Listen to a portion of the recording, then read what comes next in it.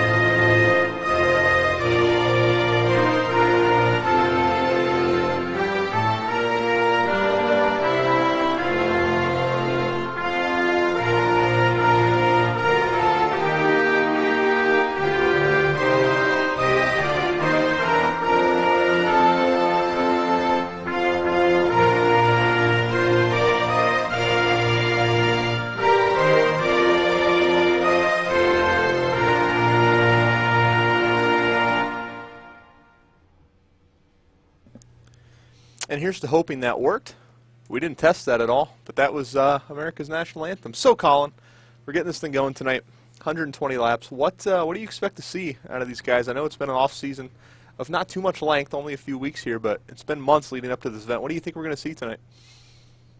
I think we're going to see a mixture of things, John. I think we're going to see these guys that haven't raced in a while. They haven't raced these Gen 6s in an official race in quite some time. I think you're going to see those type of guys try to go to the front early. I think you're going to see them form the outside line. But you're also going to see those guys that have been waiting so long for this, and they don't want to tear their car up. So they're going to see probably guys, just riding the bottom line, trying to buy their time, make it to the end, and then race their way from there. I think you're going to see a mixture of those two things tonight. And I think we're going to see some great racing overall. Every time we come to Daytona, there's always the two-strategy play where you've got guys, in real life, such as a Denny Hamlin, I believe, commented last week, at Dale Jr. most of the time, that want to go to the front. They don't want to sit around the back. They know they have fast cars, and they don't want to risk being caught up in someone else's mess. But then the risk plays of getting to the front, like you said. I mean, there's always cars you've got to pass. You put yourself in positions you might not want to be in. So I think it'll be interesting to see throughout the night who are the comers and who are the goers. And some of these guys that have the fast cars, I mean, we might not talk about them until the last, minute and a half of the race, even the last lap, 2 laps. So it'll be interesting to see, what guys want to do. Always fun when we come to Daytona with the two side of the coin strategy here. Absolutely.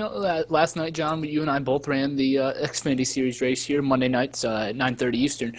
We both ran that. We decided to go to the back of the pack, buy our time and just let it work itself out.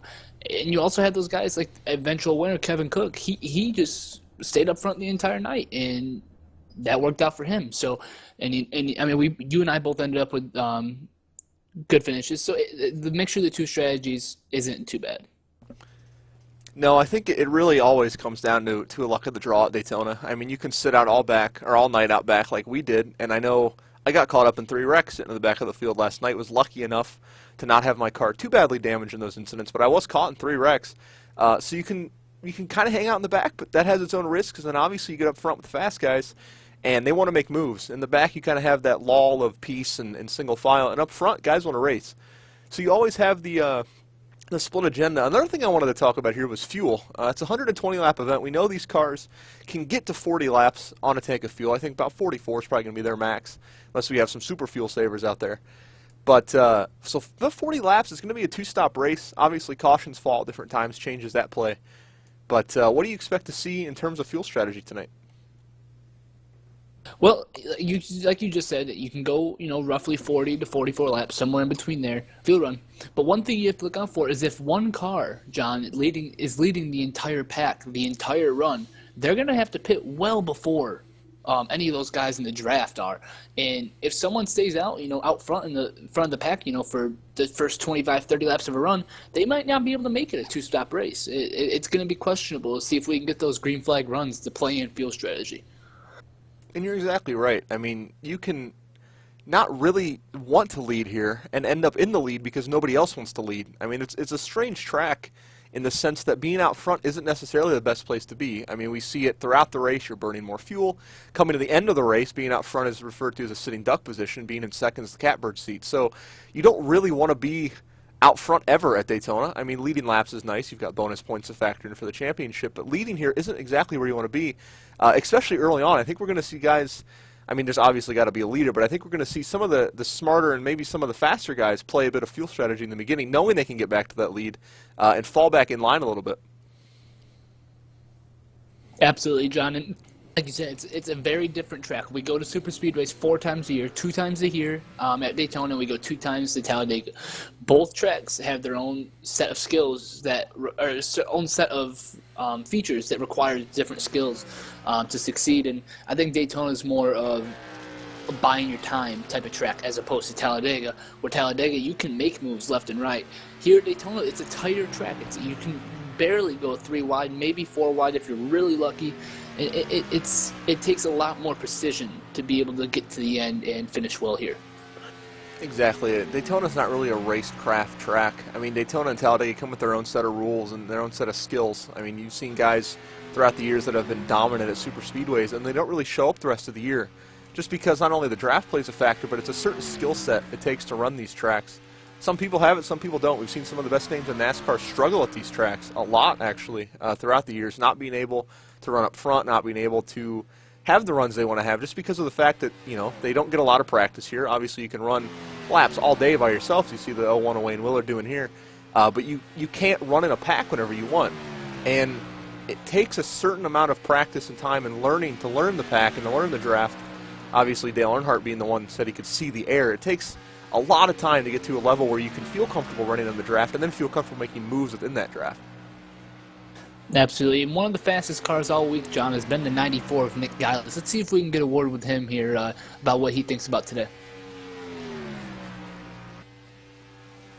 Hey, Nick Gillis, Kyle Fern up here in the ECR broadcast booth. You got a copy, bud? Hello, Colin. Yeah, I got a copy. All right, man. You've been fast the majority of the week here at Speed Weeks. You've finished 3rd in your dual race. Have to go to the back for unfortunate circumstances. You're going to start from the back tonight. But you finished 3rd in the dual race. You know how to get it done. You ran well in the Unlimited. So what's your plan for tonight? Well, I'm going to follow the plan that I've used all week long for the most part. I'm going to ride around in the back. Unfortunately, I did want to start at the front for this event, but we are going to have to start at the back due to unforeseen circumstances. But I'm just going to run around in the back and hopefully keep it out of trouble and be there at the end, because if I'm there at the end, I got a shot at winning it. Absolutely, man. We know you drive for Gillis Bland Racing in the 94 car. What's your plan for the season, as a part-time owner? What's your plan for your drivers? What's your goal for everybody out there on your team? Well, I'd like to see all 4 cars in the chase. Realistically, I'm not sure that will happen, but it's definitely a goal that I want to see. Ultimately, though, for the most part, I just want to see all 4 cars come home every week in one piece and finish in races. I'd like to see some wins, but finishing races is what's the most important thing right now. Absolutely, man, and thank you for coming down here, taking time. Good luck tonight. Like you said, you're gonna be hanging out the back. We'll try to get the camera towards you, and good luck tonight, and good luck for the rest of the season. All right, and real quick, I just want to give out a shout out to the love of my life, Chanel. You baby. 10-4, bud. Good luck tonight. Isn't it crazy, John, with all the pressure these drivers are under tonight, they're able to have some fun and relax and get some shout-outs tonight. Always got to make time for those brownie points, even here at Daytona. Can never leave out the girlfriend when it comes to racing here. Got to give those shout-outs. That was Nick Gillis, as you said. Apologies. Driving the number 94 Chevrolet. His team, and John, Gillis Bland Racing. And John, sorry to interrupt you there, but just looking at these drivers out there, they're focused. They're ready. and they're able to just relax. And these guys are so comfortable out here in these cars that they're able to relax and just have fun. And that's really what this is all about. And I think that's a product of Daytona. I mean, you go out here with, I think, less pressure on your shoulders as a driver, just because you really know that a lot of stuff's out of your control, and that comes with a sense of relief, I guess would be the best word. I mean, you know that you're going to be able to run. You're going to run with a pack, and if something happens, it happens. There's not a whole lot you can do about it. So unlike other tracks where you have to worry about tire conservation and fuel mileage and pit stop strategies and passing and stuff like that, here it's kind of just go with the car in front of you and with the line and see where you end up. I mean, it's not a lot the driver can do, and I think that relaxes a lot of guys. Absolutely, and I think that's, like you said, a product of Daytona, a product of super speedway racing in general. So that's one thing you have to look out for tonight. You may see that, so we call here in iRacing, an ARCA line, where you're just going to see those cars, just following one another. We had it last night for the first 10, 15 laps. I wouldn't be surprised to see it for, maybe even the first field run tonight. No, and last night, like we said, we had the Xfinity Series race here last night. It was only 72 laps, which is just above half of what this race is going to be. So a lot more urgency, I believe, in that race. There was a lot of single file racing, and there was a lot of patience, but also a lot of guys maybe making moves they shouldn't have. It was a very caution-filled race last night. We certainly hope it's not like that tonight, but always a possibility. I think tonight you'll see a little bit more patience in the beginning, or maybe towards the middle. I think in the beginning you might see a little bit of raciness. These guys have been waiting for this, and you sit around and you practice and you qualify, and we ran the duels last week. I think these guys want to race. But I think for the most part, you'll see some calm out of these guys. I think they'll get into a rhythm. Maybe after the first caution, they'll calm down a little bit. I think we should see a pretty calm race for the most part until we get to the end, and then obviously Daytona happens. Absolutely, John. And I think you had some questions here for league owner Anthony Thitchner. I think you'll take some questions for him. Hey, Anthony, it's John up in the ECR booth. Got a copy, buddy? Yes, sir. Well, we're certainly excited to kick this season off. I know we've been talking about it for weeks and weeks. As a driver and an owner, what are you looking to get out of this season, not only team-wise, but as the league as a whole? Looking to get through it, man. It's a really long season, and obviously just accomplishing the season and getting through it is one thing. So if we can do that and maintain our integrity in our rule book and have everybody on the same level, man, that's what we're looking at for success. So obviously we want to get through tonight. Tonight's Daytona. We understand it's Daytona. Anything can happen. We're looking forward to Atlanta. Tonight's going to be some good racing. We hope that we put on a good show, and it starts with tonight. Obviously every single week we're going to do the best we can to put on the best show that we can, and there's 36 weeks in Cup and there's 33 weeks in the Xfinity Series, and we're going to do the best we can to put on a show every single week, man. And hopefully, we're starting with like 30 plus guys tonight. We can get more. Hopefully we'll build on that and have more at the end. At Homestead. I wanted to congratulate you on the huge field. I know we've talked about it coming up to the weeks leading to this event, but the fields have grown significantly here at ECR, so we want to congratulate you on that. I know you're always thinking as a league owner, but as a driver, what are you looking to get out of tonight and then maybe going forward to the next few weeks? As a driver, I want to finish the race, and obviously, if you finish the race, you feel like you're successful at Daytona, but obviously with the high payouts and everything, you want to try to win it. So we have good cars tonight, Haters Make Us Famous Racing, and we're looking forward to working with each other near the end here and getting to the end. Obviously, we don't want to make anything planned and early on. We just want to get through tonight and be there at the end. You got to be there at the end to win it.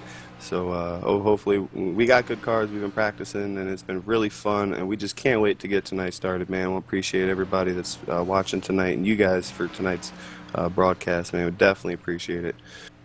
Wise words there from Anthony. Make it to the end and see where you end up. So we'll let him get back up to the main team speak room here. Thank you, Anthony, for coming down, and good luck tonight. Appreciate it, guys. And again, that was your league president and owner, Anthony Thitchner, the driver of the number 87 Jim Beam Camaro. Or SS, I apologize. And John, I'm down here with 00 Mark Figueroa. If I could say it right, Mark. Hey, congratulations on being owner of Classic Motorsports. We're looking for you tonight. You've been up front a lot all week. You got a fast car. We know you got a fast 00 machine. What's your plan for tonight? My plan for tonight is just simple and try to stay clean till the end. You'll probably see me hang around in the back tonight, and then in the closing laps of the race, I'll try to move up to the front. And that's one thing we see a lot of drivers talking about tonight is just trying to preserve their car to the end. How do you plan on doing it? You going to just ride, or are you going to try to drop to the back and just relax? I'm just going to try to jockey back and relax. If it takes making a couple of pit stops and make sure I'm in the back of the field, I'll probably do that. But for the most part, I'm going to try to run on the high line, and if I run up towards the front, I'll run up front. But if I run towards the back, I'm going to stay back there until the bitter end. Absolutely, man. And I see you're getting ready to grid down there, so good luck tonight, and good luck the rest of the season. Appreciate it, and I'm going to need it. And that was Mark Figueroa in the 00 machine. Let's see if we can get one last word here with Thomas Lattimore before we hit up our in-race reporter, Kevin Cook. Hey, Thomas Lattimore, it's Colin Fern up in the ECR broadcast, but you got a copy, bud? Yeah, I got you. Hey, man, we know you're fast. We saw you and George last week in the duels here on MOTV. We saw you guys run up front. You finished second in the duel. You're going to start fifth place, tonight. What are you looking for out of tonight? The win. It's early in the season, so we got plenty of time to make it up. Go for the win tonight. Gonna take it easy early though. Long race. Absolutely, man. In Leadfoot Motorsports, what are you looking to get out of these next two races, or out of tonight and in the future? I'd personally, I'd like to see us at least two of us up here in the top five. Maybe, of course, going for the win. But over the course of this season, I just like to see all my guys get a win, get some guys in the chase. Absolutely, man. And well, good luck the rest of tonight, and good luck to Leadfoot Motorsports tonight and the rest of the season. And good luck to you as well. Yeah, appreciate it, man. And John, you see a lot of these guys, having the same mentality. They're just going to ride it out and get to the back and just buy their time. Yeah, at this point, I'm starting to wonder if we're ever going to have a leader. Most of these guys not seeming to want to go. Strategy looks to be hang at the back and see what comes of it. So, get ready to go green here. We're going to get a quick word with our in-race reporter, I believe. Absolutely. Kevin Cook, this is Colin Fair up in the ECR broadcast booth. You got a copy, bud? Yeah, 10-4. How you doing? All right, man. You're going to try to go for the weekend sweep right now. You got the win last night in the B Series. What's the most difference between the Camaro and the SS? What are you looking for to try to get out of tonight as you did last night? Well, Colin, these things really suck up pretty good, especially when two cars are tandem in front of you. So you can kind of hang with them, and in the B car you can't really do that. You kind of have to have help. So it's nice to be able to ride by yourself sometimes. Absolutely. And sorry for the quick interview. We ran out of time. Good luck tonight, and good luck the rest of the season, buddy. Thank you. And that was the in-race reporter, number 45 of Kevin Cook. As this field gets ready to go green, Colin, want to give a quick rundown of our top 10 here tonight. Absolutely. Jeff Hamilton's on the pole. Wayne Willard is going to be on the outside front row. He's in the 0-1. Ron Miller is going to start third in the 78. Thomas Lattimore in fourth place. We spoke to him earlier. He's in the 0-3. Paul Zada in the 63. Nick Groth in the 19, the outside row 3. Kevin Cook 7th. Sean Medling 8th, and we're green. And we're green. Jeff Hamilton gets the jump, clears Wayne Willard by almost 2 car lengths. Front of the field strung out pretty good here.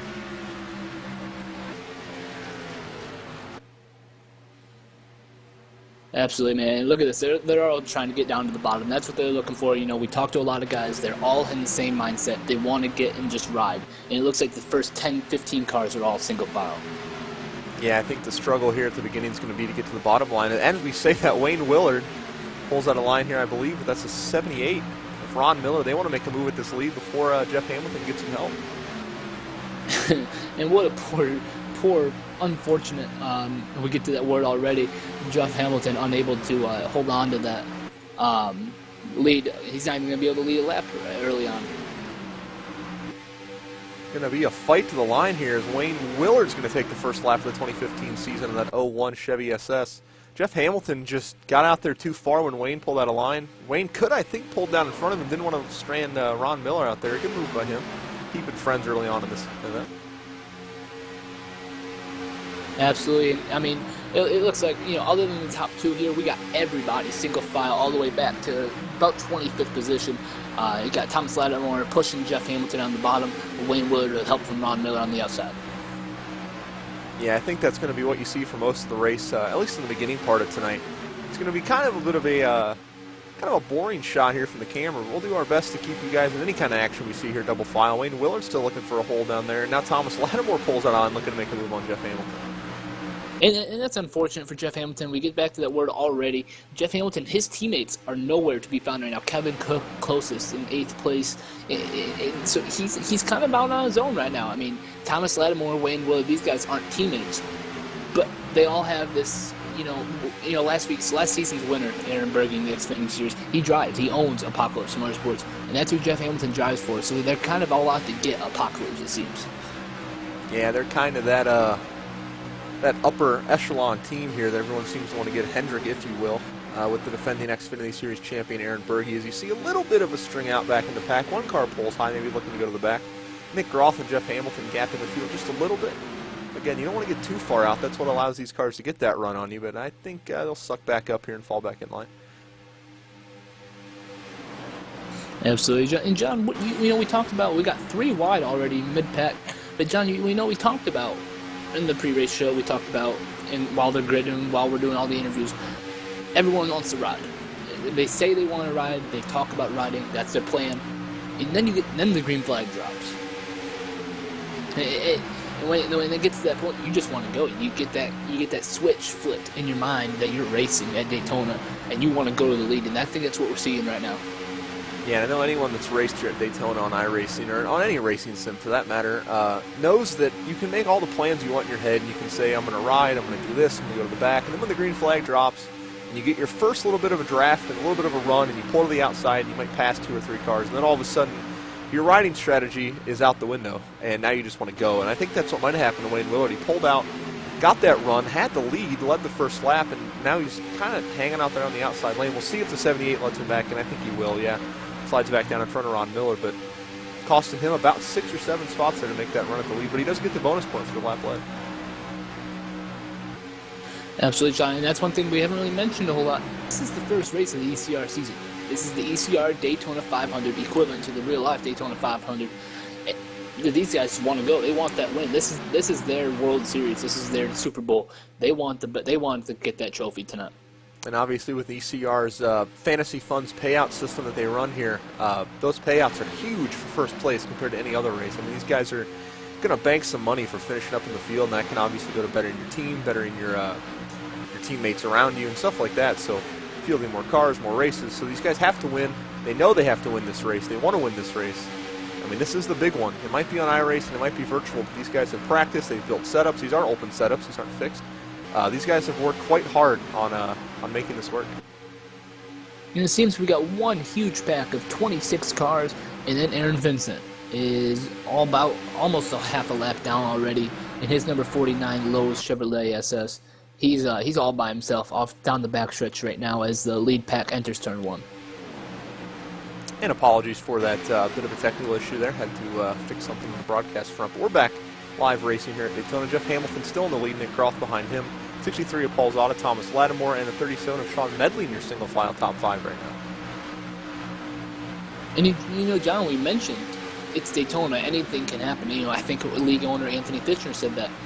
You're going to see guys. You're going to see guys up front tonight that you're not going to see a whole lot. They don't have the experience. They don't have the fast setups that some of these bigger teams do.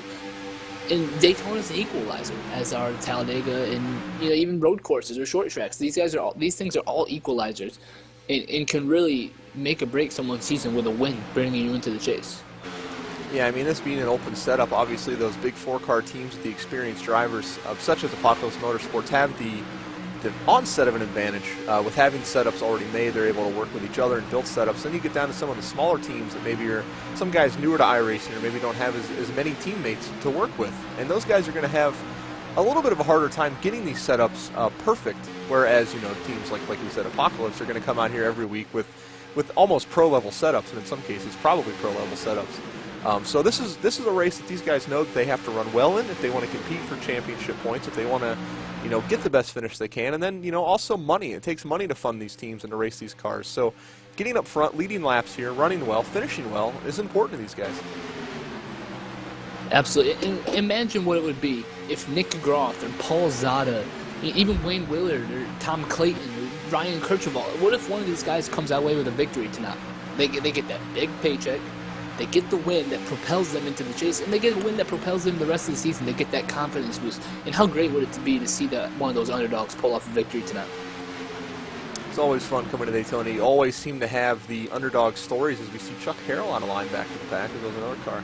You always have the underdog feel-good stories of the week or of the speed weeks or whatever, where guys run up front that aren't ever up front. Maybe guys that don't even race full seasons, guys that run 10, 15 races a year, and they run up front here, and they get a top 10, and it gives them the money they need to maybe run an extra 2 or 3 races that year to get more paychecks, and it kind of snowballs from there. And we see that here. Some teams that aren't maybe going to be able to grid a car every week can come out here and they can run and then get a finish, and all of a sudden it opens up their season, and then they can run for a championship. Absolutely, John. And you mentioned up there Chuck Harrell trying to go to the outside. That's nothing new to him. We were broadcasting on MOTV last Tuesday night in the dual race. He was the one driver that constantly was trying to make that outside work. That's no surprise to see him try to jump to the outside. Also got Joel Hamilton behind him in the 55 Chevrolet SS jumping to the outside. Maybe going to fall in line and maybe get an outside line formed here. It takes a little bit of work, maybe not quite as much as in the Cup Series with the real draft and stuff like that, but it does take a little bit of work here to form up an outside line or an inside line or whatever it may be, and get these cars to run well. It takes 5, 6, 7 cars, and you can start making your way to the front.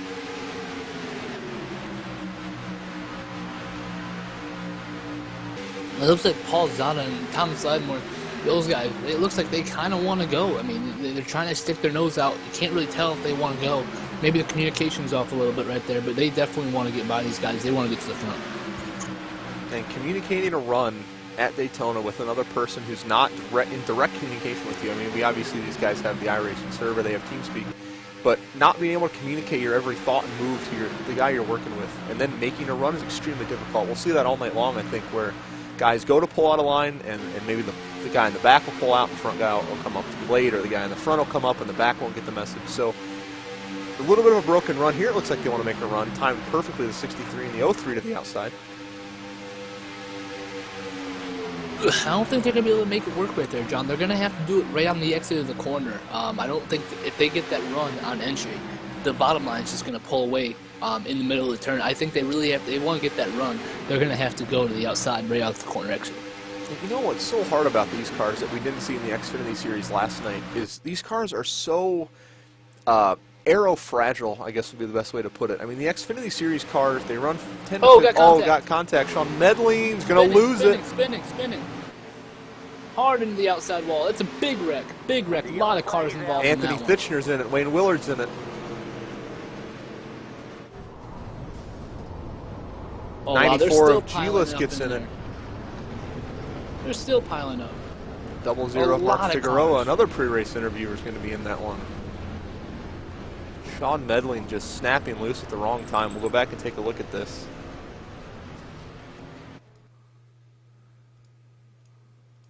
Oh, he had help from the outside of Paul Zada. Wow. It looks like Paul Zada may have gotten loose on the outside and came right down into Sean Medling. Taking a look back here. They're running okay here, side by side drafting a little bit. And then almost look maybe like a little bit of net code. And then from there, I mean, Wayne Willard did a great job of staying out of it. He just got hooked at the end. Anthony Thitchner nowhere to go. Looks like Joel 88 of Chuck Hamilton, Harrell. Joel Hamilton's going to be in Josh it. Mayu, Troy Latart, Matthew George, Yep, Mark 42 is gonna Figueroa. pile in there. That is a 10 to huge 12 wreck. cars right there. Huge wreck here in the early laps of Daytona. It looks like even last night's winner, Kevin Cook, looks like he got some front end damage as Sean Medling was spinning around. Some major front end damage to Kevin Cook's machine.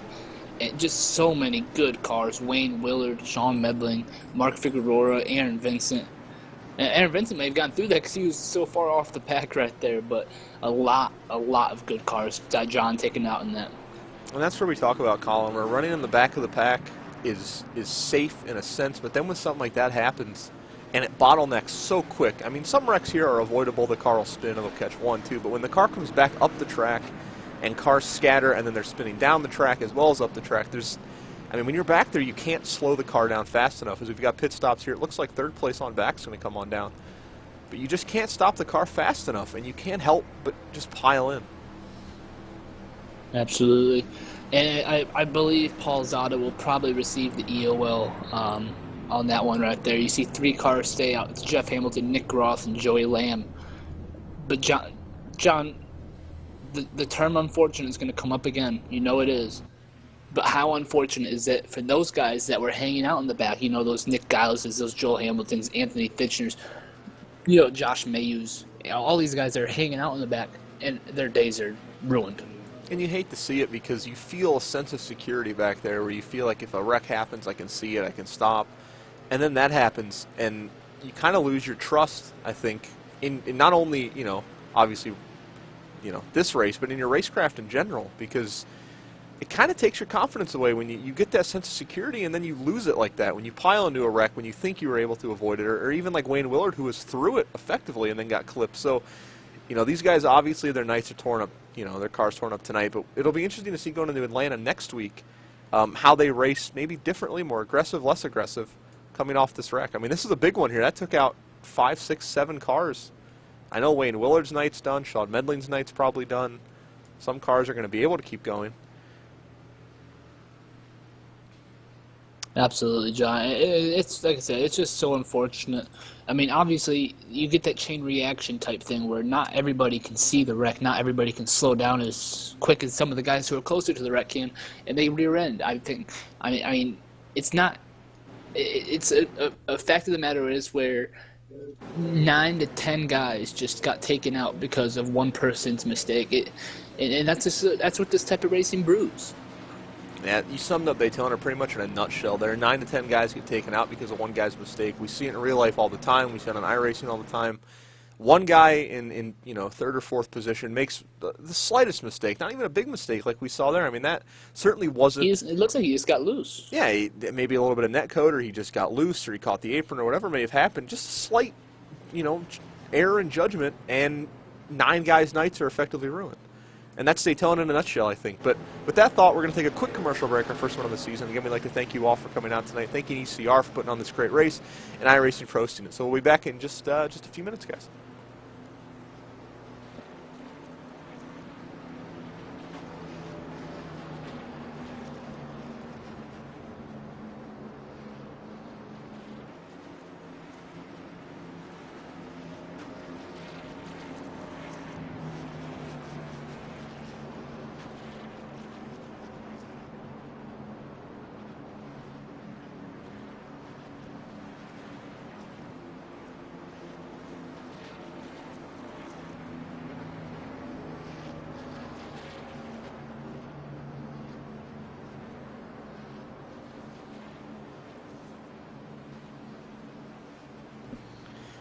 Alrighty, guys, welcome back here to Daytona International Speedway after that unfortunate incident. I think would be the best word to sum it up. 9 or 10 guys out of the race. We haven't got an exact body count for you guys yet with what cars are all tore up in that. We know Sean Medling obviously involved, Anthony Fitcher involved, Kevin Cook was involved in that. Very likely he's still running.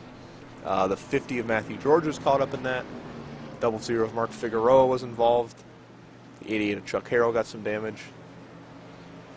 A lot of good cars gone effectively. I mean, like we said, some of these guys we would have continued, but it's such an aerodynamically sensitive track that, I mean, even a little bit of damage like Kevin Cook, if you can stay in the draft, I think you're okay. I know someone in our chat's been talking about Kevin Cook. If he can stay in the draft, I think he'll be okay. It's just a matter of staying in the draft, and that can be difficult with the damaged front end. Going to give you a quick rundown here of your top 10. In first place, Jeff Hamilton. He's led pretty much all night, except for the first lap. Surprisingly, starting on the pole. Wayne Willard is able to steal the first lap. I believe he's led since then. In second on the outside road, Nick Groff. Joey Lamb is going to be in third. Ron Miller, who made an early run at the lead, in fourth. Thomas Lattimore, who also made an early run at the lead and wasn't successful, back in fifth. AJ Scarborough in sixth. The 48 car, George Price. So I want to give a quick shout out to, who's been an amazing help to the stream. Everything you guys see on the stream, the ticker, the overlays, the driver overlays, that was all George and Aaron and those guys. So a huge shout out to George for the help. But in P8, 45 of Kevin Cook, who got some damage in that wreck. In ninth, Ryan Kirchfall in the number 38. And rounding out your top 10, the number 7 car of Charles Silver. So to get ready to go green here, guys, we're going to have 103 laps to go on the restart. Still a huge amount of time left to get this thing, sorted out. Obviously, Jeff Hamilton appears to be dominant early on here. But still, plenty of time to get it sorted out, plenty of time to figure out who your winner is going to be tonight. Absolutely, John. And we only have 17 cars left on that lead lap. From a field that started out with almost 30, that is heartbreaking for these guys that put so much work in. But that's Daytona. That's the only way you can say it, is that's Daytona. And it certainly is a great way to sum it up. You see the long line of cars on the inside as we go green here. Those are the cars that were obviously on and off pit road repairing damage.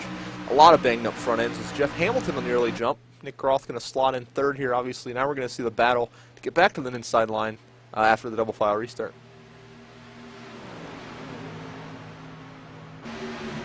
And look at those, John. I think these guys realize that they're going too quick. I think they realize that being on the outside line could be very dangerous. And I think you can see a lot. I think you can see a lot of single filer driving here for at least the first part of this run. And I think this is the time we talked about in the pre-race show where after the first caution, maybe guys simmer down a little bit. The racing wasn't too violent, I guess would be the best word. Before that, I mean, there were some moves here and there. As you see the 88 of Chuck Carroll move high to let the field by. But I think it calms down even more now. I think guys, as I said, lose that sense of security they had where they thought, oh, maybe we'll be okay. And now after that big wreck, guys maybe thinking different as you see strung out a little bit more than they were before, still single file, but certainly some bigger gaps between these cars.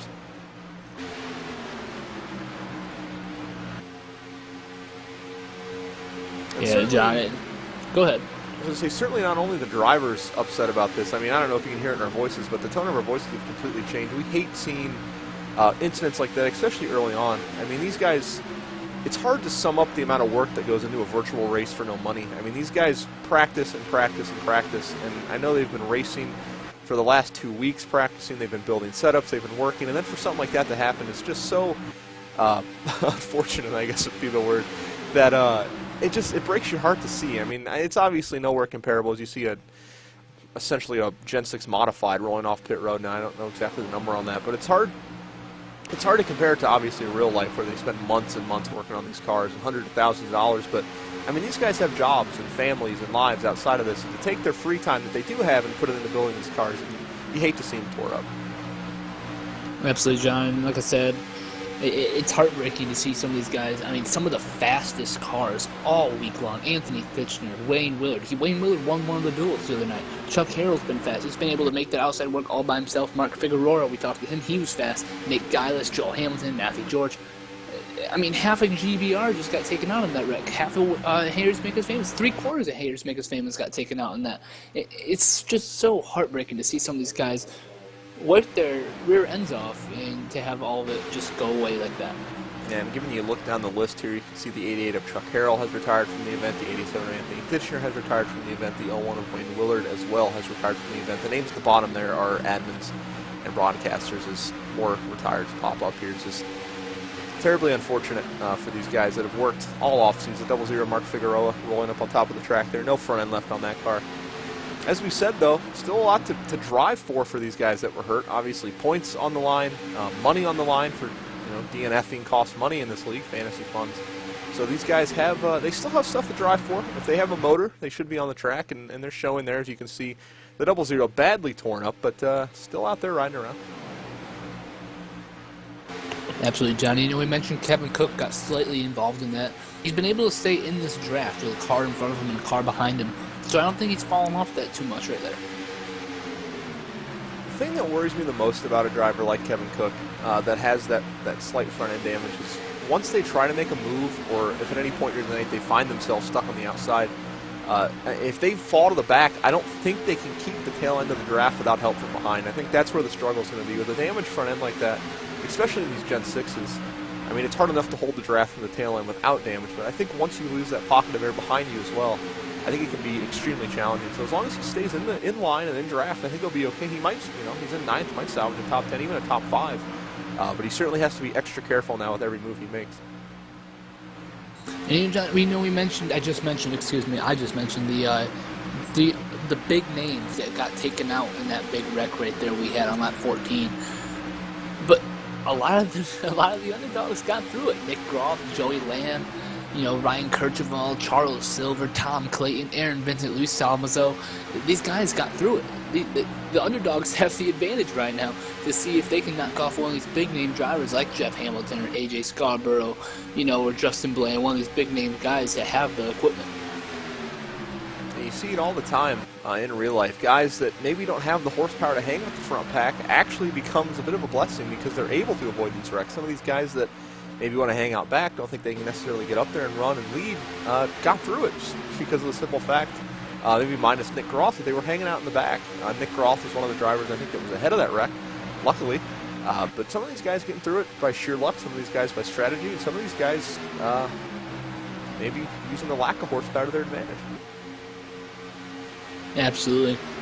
And we have to mention, we have to point out, Jeff Hamilton, Joey Lamb, and Nick Groth, the top three right now, did not pit under that last yellow flag, which makes it, definitely a two-stop race. I think they can make it now with the yellow flag, maybe with the exception of Jeff Hamilton since he's been out front for so long. But those guys that did pit, they have to make two stops work for 105 laps. They're going to be able to take less fuel on those and make quicker pit stops out of it. Yeah, it'll be interesting to see. Obviously, Daytona, if it runs green from here, I think it's a pretty cut and dry fuel strategy. But with that caution falling when it did, and some guys pitting and some guys not, as you mentioned, Jeff Hamilton being the one, I think, in the worst position, being in the lead. We talked about how weird that is at Daytona. I think it can get interesting really quick depending on when cautions fall. Obviously, guys able to stretch when other guys have to pit, and then a caution falls in the middle of that, and then they get into their pits and better positions with different fuel mileage, and it can get really complicated and really hairy really quick. Right now, I think we're still looking. Everyone still has to obviously make 2 more stops from here, but I think it'll be interesting to see if cautions do fall in between, where those stops come, and then obviously to the end, how many guys think they can stretch it and how many guys can't. Absolutely, John. And we mentioned the rundown of the leaders going down through under yellow, coming to the green flag. It really hasn't switched that much. We have 17 guys left on the lead lap from the wreck that we had. Those 17 guys are all involved in this single file follow the leader game that everyone's playing right now. All 17 are here. From Jeff Hamilton all the way back to Paul Zava in 17th. All of these guys are here right now. Which is actually great to see, because the last thing you want to see is have a wreck like that and you think you have 17 cars in the lead lap and then 4 of them fall off and you've only got 13. So it's good to see that all these guys sticking with the draft here, they're all hanging on, damage, no damage, whatever it may be. Playing follow the leader, we see that a lot. Obviously, only 17 cars left in the lead lap. Not a whole lot of a pack to make if you were going to make one. So I think it's good to see that these guys have calmed down. There's a lot of gaps between these cars as you watch here from the Goodyear blimp. A lot of gaps between them.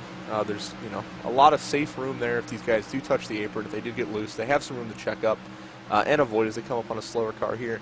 So I think it's good to see. I think they've calmed down. We might get a good green flag run in here. Maybe see some green flag pit stops and see how the fuel works.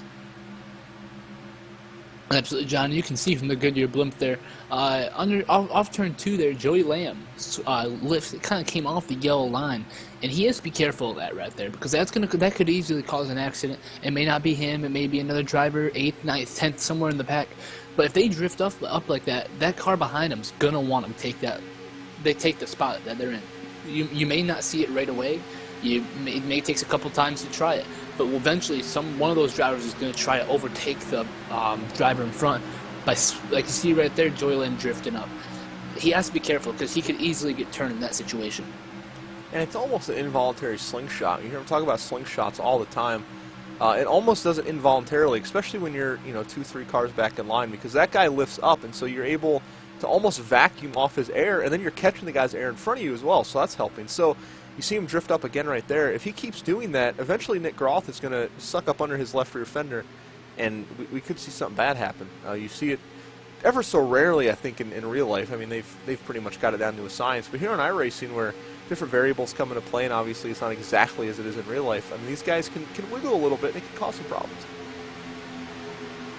Absolutely, John. You see these guys, it may separate into 2 packs right now. It looks like. I can't really tell. Kevin Cook seems to be the last guy hanging with this front pack, but Charles Silver in the 7, Tom Clayton in the 66, Aaron Vincent in the 49, and Luis Salmazo and a couple other guys are hanging out, and they're kind of forming their own second pack. It seems, the front group from Jeff Hamilton up to Kevin Cook in 9th place has seemed to separate themselves from the rest of the field. You know, I'm taking a really good close look, you guys are seeing on the broadcast here, at that 7 of Charles Silver, and I don't see any damage on his car at all. I mean, maybe it's my iRacing climb, but I don't see any damage, and that makes me think this is a strategy play. He doesn't want to be up there. Maybe he sees something we're not seeing, and he doesn't like the way they're bobbing and weaving and cutting each other off. So he's going to drop back, as you see them past the 55 of Joel Hamilton slow on the outside. And maybe form a second pack with some of these guys and wait it out and ride, and not want to get up there and get his nose dirty when he doesn't have to. Absolutely, and that's one thing, like you said, mentioned there, maybe he sees something we don't. Maybe he notices Joey Land coming up off that bottom line, or maybe someone else coming off the bottom line, or something completely different. Who knows? He could see something we don't, and he doesn't want to be anywhere near it. And these guys in the front certainly getting a lot closer. We talked a few laps ago about how they were starting to spread out a little bit, how they were getting a few car lengths gaps between each other on the straightaways. And now you see the 81 close right up behind Jeff Hamilton, and they're starting to accordion up a little bit. And maybe the 7 seeing that, maybe the accordion effect we saw last night in the Xfinity Series caused a few incidents where, you know, maybe one guy checks up, the other guy doesn't, then he has to check up too much, and next thing you know, you've got a wreck 15 cars back. So Charles Silver maybe seeing that, maybe doesn't like what he's feeling out there in terms of having to maybe drag the brake more than he likes, and just getting off and letting these guys race out of that front. Absolutely, John. And for those viewers who are, you know, maybe new to iRacing and maybe new to racing in general, the accordion effect, what that means is that second car in line behind the leader doesn't want to go full throttle because the car will overheat and eventually blow up. So what they're trying to do is get some air, which they're slowing their car down. What that does is it slows third, fourth, fifth, and so on cars down, which makes them all stack up, and eventually, you know, the 8th or 9th car in line is going to rear end the guy and cause a problem. And it's the same thing you see on the highway in everyday life. If you're coming home at rush hour and a guy 20 cars ahead of you slows down 5 miles an hour, the guy behind him slows down 7, and then it's 10, and then it's 15, and by the time it gets to you, you might be almost stopped on the highway. And you can imagine that, but at 200 miles an hour without street cars. I mean, these cars don't stop on a dime, certainly not like a street car would, not at 200 miles an hour at least. So, I mean, these guys don't really have anywhere to go when that happens. I mean, it eventually gets to the point where the speed reduction is so drastic that you can't stop in time. Much as you see on the highway in a winter condition where you just can't stop. You slide into someone and you cause accidents. So that's what we mean when we mean accordion effect. We mean that these cars are stacking up like an accordion. Eventually someone has to pay the price, and it's usually someone, like we said at Daytona, that has absolutely nothing to do with the original incident. So 42 of Chris Circo, I believe that's how you pronounce his last name. Apologies if I butchered that. Slow on the top there. He was caught in that early wreck there. So we're seeing these guys put some cars a lap down, caught up in that wreck. As we said, still pretty much everyone hanging with the lead draft. Charles Silver leading that second pack around, Jeff Hamilton leading your first pack and the race. He's led all, I believe, but 1 lap tonight. But they are, probably, for Jeff Hamilton, about 6 laps away from doing this like pit stops. For everyone else, they might be able to make another 8 or 10. Absolutely, and that's one thing that they got to be careful about. Jeff Hamilton has to keep an eye on that because he's going to have to pit. Whether he's been trying to save fuel or not, he's going to have to pit before Joey Lamb and Nick Roth, and obviously before Thomas Lattimore, AJ Scarborough, and the rest of those guys who pitted under the yellow flag. So he's going to have to, you know, communicate with maybe Joey Lamb or Nick Roth and just be like, hey guys, you know, I need to pit here. You guys want to pit with me? Or something like that, to where he's not hung out to dry, because being by yourself at Daytona, it's a lonely world. And I honestly think up front, I mean, those front 3, as we see, I believe it's AJ Scarborough having some connection issues there. I think the front 3 pretty much have to pit together. I think it's smart if they coordinate, because even if Jeff Hamilton pits and they don't, and then they pit together, I mean, that's only 2 cars, and as we know, 2-car pushing at Daytona in the Gen 6 with the amount of tape these guys run, you're going to go pretty slow with the amount of times you're going to have to switch and air it and stuff. So I think they're smart if they all pit at once.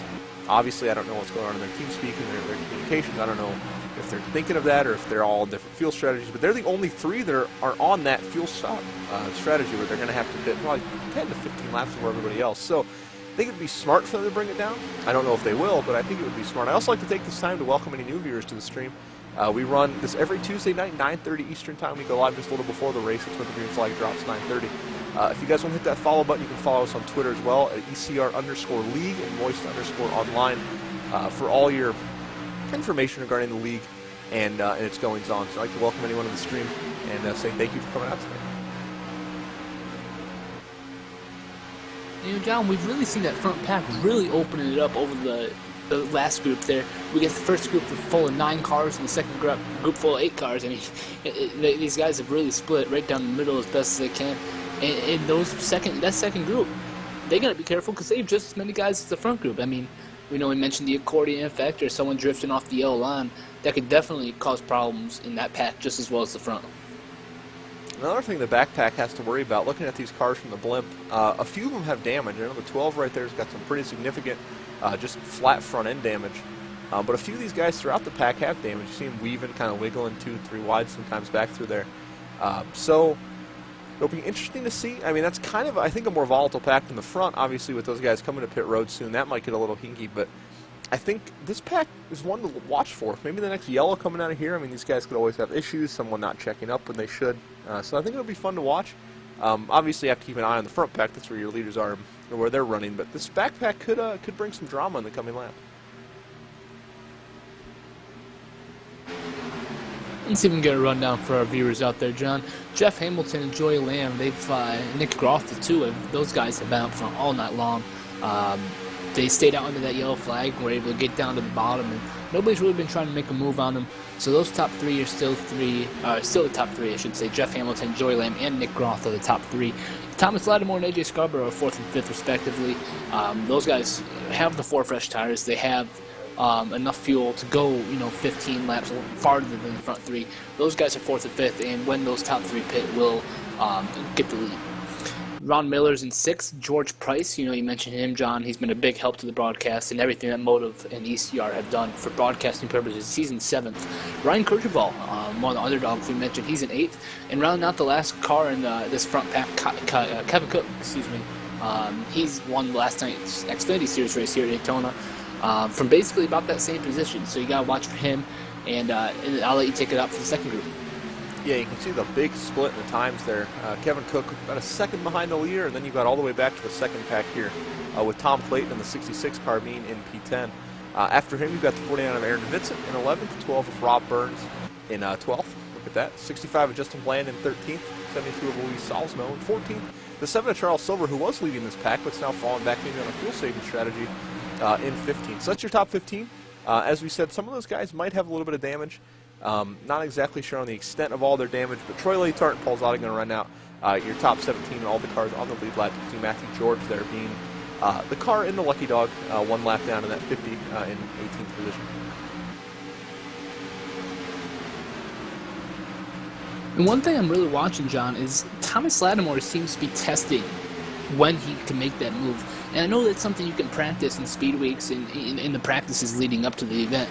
There's really nothing you can do. I mean, right there you see him jump to the outside of Nick Roth.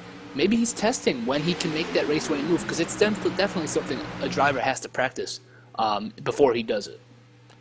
And if you're going to practice it, now's the time. I mean, these guys, you can't wait. I mean, you see in real life, sometimes guys wait and they get out of line and stuff like that. But you've got to practice, especially now when you know these guys have to pit. If you do get shuffled, you're only going a few spots back. You may as well practice, maybe in talks with AJ Scarborough, maybe even in talks with Nick Groff coming down to the end of the race. You've got to make friends early, and then obviously if those fall through, you make new friends throughout the race. But you've got to make your friends and make your enemies early, I think, and who you're going to work with and who you're not going to work with, and decide all that, so that when it comes down to the end of the race, if everything plays out, those guys are around you, you'll get yourself W. Absolutely, John. And so from right now, we have 3 drivers retired from tonight's event.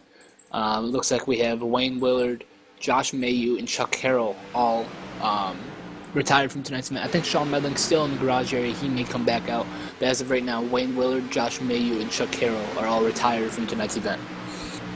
And you hate to see that early on, but it's a long season. It's only week 1. You've got 35 more to go after this. Certainly a lot of different things that can happen with virtual racing that you don't see in the real world. Guys can have technology issues, they can have internet issues. So I don't think really until we get to the very end of this long season, I think and no one's really out of it. I mean, you can obviously have a guy running away with the points, which is, and now coming to pit road now, the 4, the 81, and the 19 all break off at once, as well as the 5 of AJ Scarborough. The 4 awfully fast. AJ's in the grass. AJ Scarborough in the grass. I'd hate to see that 4 get a speeding penalty. That would certainly be a hard end to his run here at the lead. The 81 has to check up to avoid the 19 coming to pit road. You see the 87 there getting work done, 37 on pit road. But the 5 and the 19 coming in, interesting to see. We might have a speeding penalty on that 4. He certainly looked awfully fast coming to the entrance to pit road. Oh, absolutely, John. He was going well over the speed limit, maybe 40 miles over the speed limit. So he's definitely going to have that pass or the 15-second penalty. I'm assuming 15 seconds. The ECR officials will hold him. I believe the 81 and the 19 both got down to pit road speed, and what a tough break for AJ Scarborough, going through the grass there, losing all that time, and not even be able to make a stop. He's on pit road now, but he's definitely going to have a black flag, maybe a pass through or something. But just an unfortunate circumstance for the 5. Might have been a stop and hold there. I saw the 4, the 19, and the 5 all were on pit road. It seemed like an awfully long time. I mean, obviously no damage on the 4 and the 19. They've been out front all race, so I'm not sure what that was. Now they have to make that long turn around the apron here of turns 1 and 2 until they get back up to speed. AJ Scarborough, I'm sure, is also going to get black flagged. I mean, obviously you can't exit the pit, slide into the grass, then re-enter, but unfortunate turn of events for those front runners there. Getting to pit road here is a lot harder than it looks, especially when you're trying to do an undergreen, slowing the car from 200 down to that 60-mile-an-hour pit road limit safely with the brake bias these cars run. Can be difficult. We saw it there. Going to cost these guys dearly, I think. Absolutely, John. You see Joey Lamb right there going a lap down. But when this has happened, we got a new leader, Thomas Lattimore. He's in the 0-3. He's in the new leader. Ron Miller in second, and George Price in third. All Ford Fusion top 3 right now. And that was one of the front runners early on in the race. You saw Ron Miller push Wayne Willard to actually lead the first lap of the event before falling back, and then obviously Wayne get caught up in that lap. I believe it was 13 or 14 crash. But now you see Ron back on the bumper of the leader here on the 3, pushing, and you got the 48 right behind him of George Price. You see Joey Lamb, Nick Groth. I'm not sure if Nick Groth got a speeding penalty as well, but him and Jeff Hamilton, excuse me, not Joey Lamb, Jeff Hamilton and Nick Groth have found each other on the backstretch, both 1 lap down right now, 15th and 16th respectively. And this is why we talk about throughout the race, no one's really ever out of it, because you saw there, I mean, Jeff Hamilton seemed to have this one pretty much well in hand. He led every lap except the first one. He was driving away. No one was trying to pass him. Nick Groth was on his bumper, or Joey Lamb, excuse me, and then Nick Groth. So, and then just like that, you know, penalties and mistakes on pit road, and now you're towards the back of the pack, and maybe more to follow. I'm not sure the extent of those penalties. So you can see how quickly something can turn at Daytona. I mean, it doesn't have to necessarily be a wreck. It can be anything from getting on pit road to running out of fuel to just a mental mistake. Absolutely, this is great. I mean, I shouldn't say it's great. This works out better for these guys that pitted under that last yellow flag, and you got to think that maybe some of these guys are regretting, you know, Jeff Hamilton, Nick Groth, and Joey. Maybe if they're regretting, you know, not pitting under that last yellow. But if pit stops cycle through here, obviously they're not going to be up to where they were due to the 15-second penalty for speeding on pit road, unless someone else makes a mistake. But we got Ron Miller loose. What a save by the 78 right there.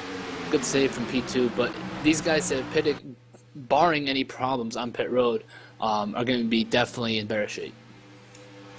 Yeah, I mean, it was interesting to me they didn't pit. I mean, obviously you want to stay out front. Track position to Daytona is key when you want to be out front. But that many laps into a fuel run, I mean, about a third of the way through the fuel run.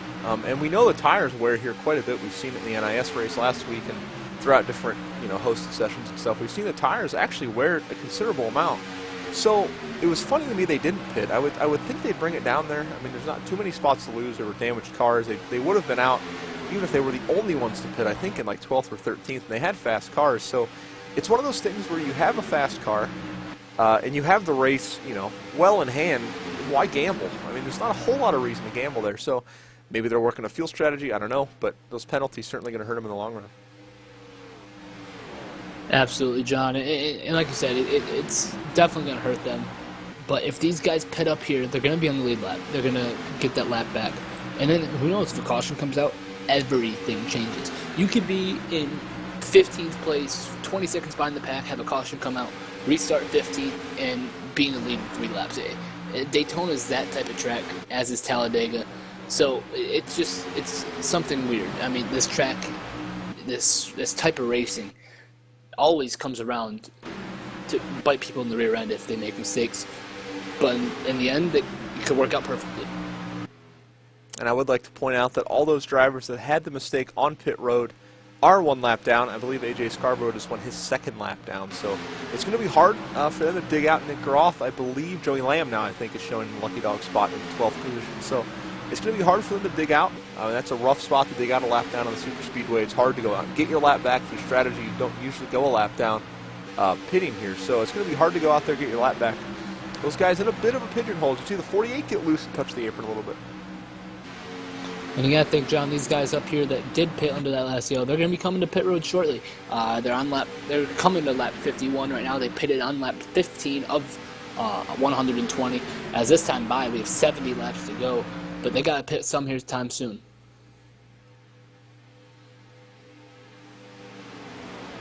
Yeah, you would think coming up here not too much longer, especially like you said, Thomas Lattimore now is inherited the lead. He's running with that full amount of the Air Force on his nose. Using more fuel, obviously, without the draft, full throttling all the way around. So he'll have to come to pit road, I think, before these guys. But as we saw, you're probably going to want to come with people. You don't want to be that last one or the second to last one to stop. You don't want to miss the group, because once you miss the group, it's going to cost you, especially if we continue to go green, which this race has a very green flag feel to it right now. These guys not really racing that hard. They're kind of single file. We've got 2 smaller packs going on. Kind of feel like the duels all over again, to be honest, which we know those were fairly tame for qualifying races. So might run green here for a little bit, might run through almost 2 cycles, and then watch things get testy towards the end.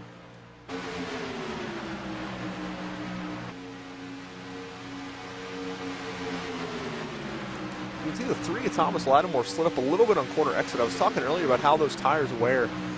Where they hurt you the most here, surprisingly, I think is on corner exit. Most tracks, as the right front burns and stuff like that, they kind of hurt you more on corner entry. Here, it seems like the left front is the one that just melts on this track, and I'm not sure if it's something with iRacing's tire model or if it's, just how the setups are built, but the left front tire seems to go away so quick here, and it seems to really hurt you the most on corner exit. It's hard to keep the car down and in line, especially even through the middle of the corner.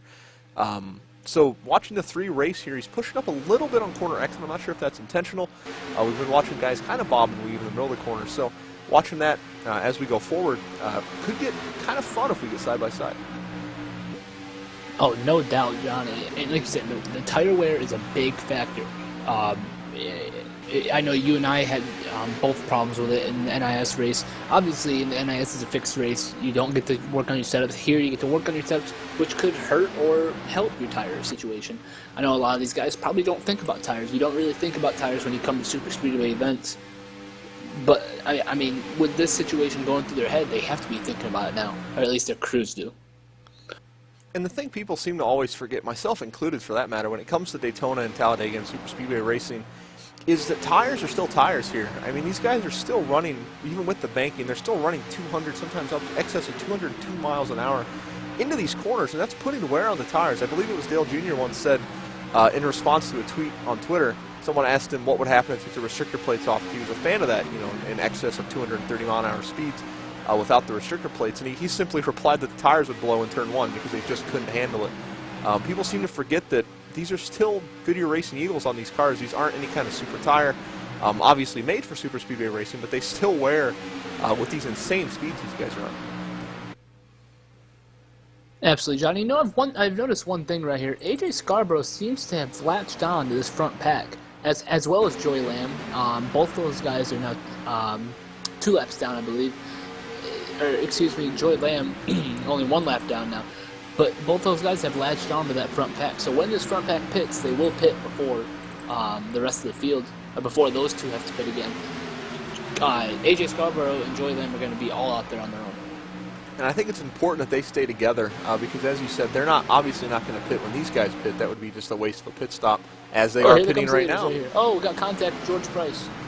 George Price going to have to duck it hard to pit road here. Wow, Thomas Lattimore did an amazing job.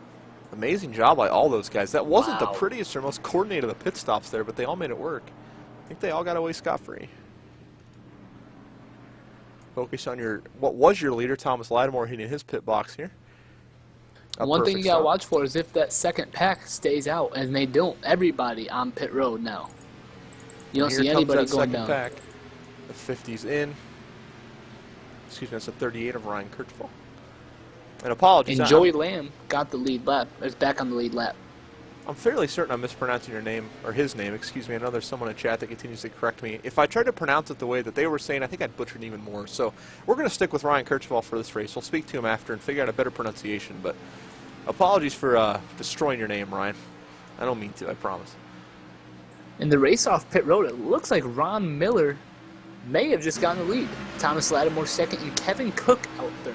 And that's the advantage. Ryan Miller was actually one box, I believe, ahead of Thomas Lattimore on the pit road. So he's able to maybe get out ahead of him. Once you're out, behind the guy, you really don't have much of a choice on these flat aprons but to fall in behind him. So Thomas Lattimore to second place now. Ron Miller, your new leader here at Daytona.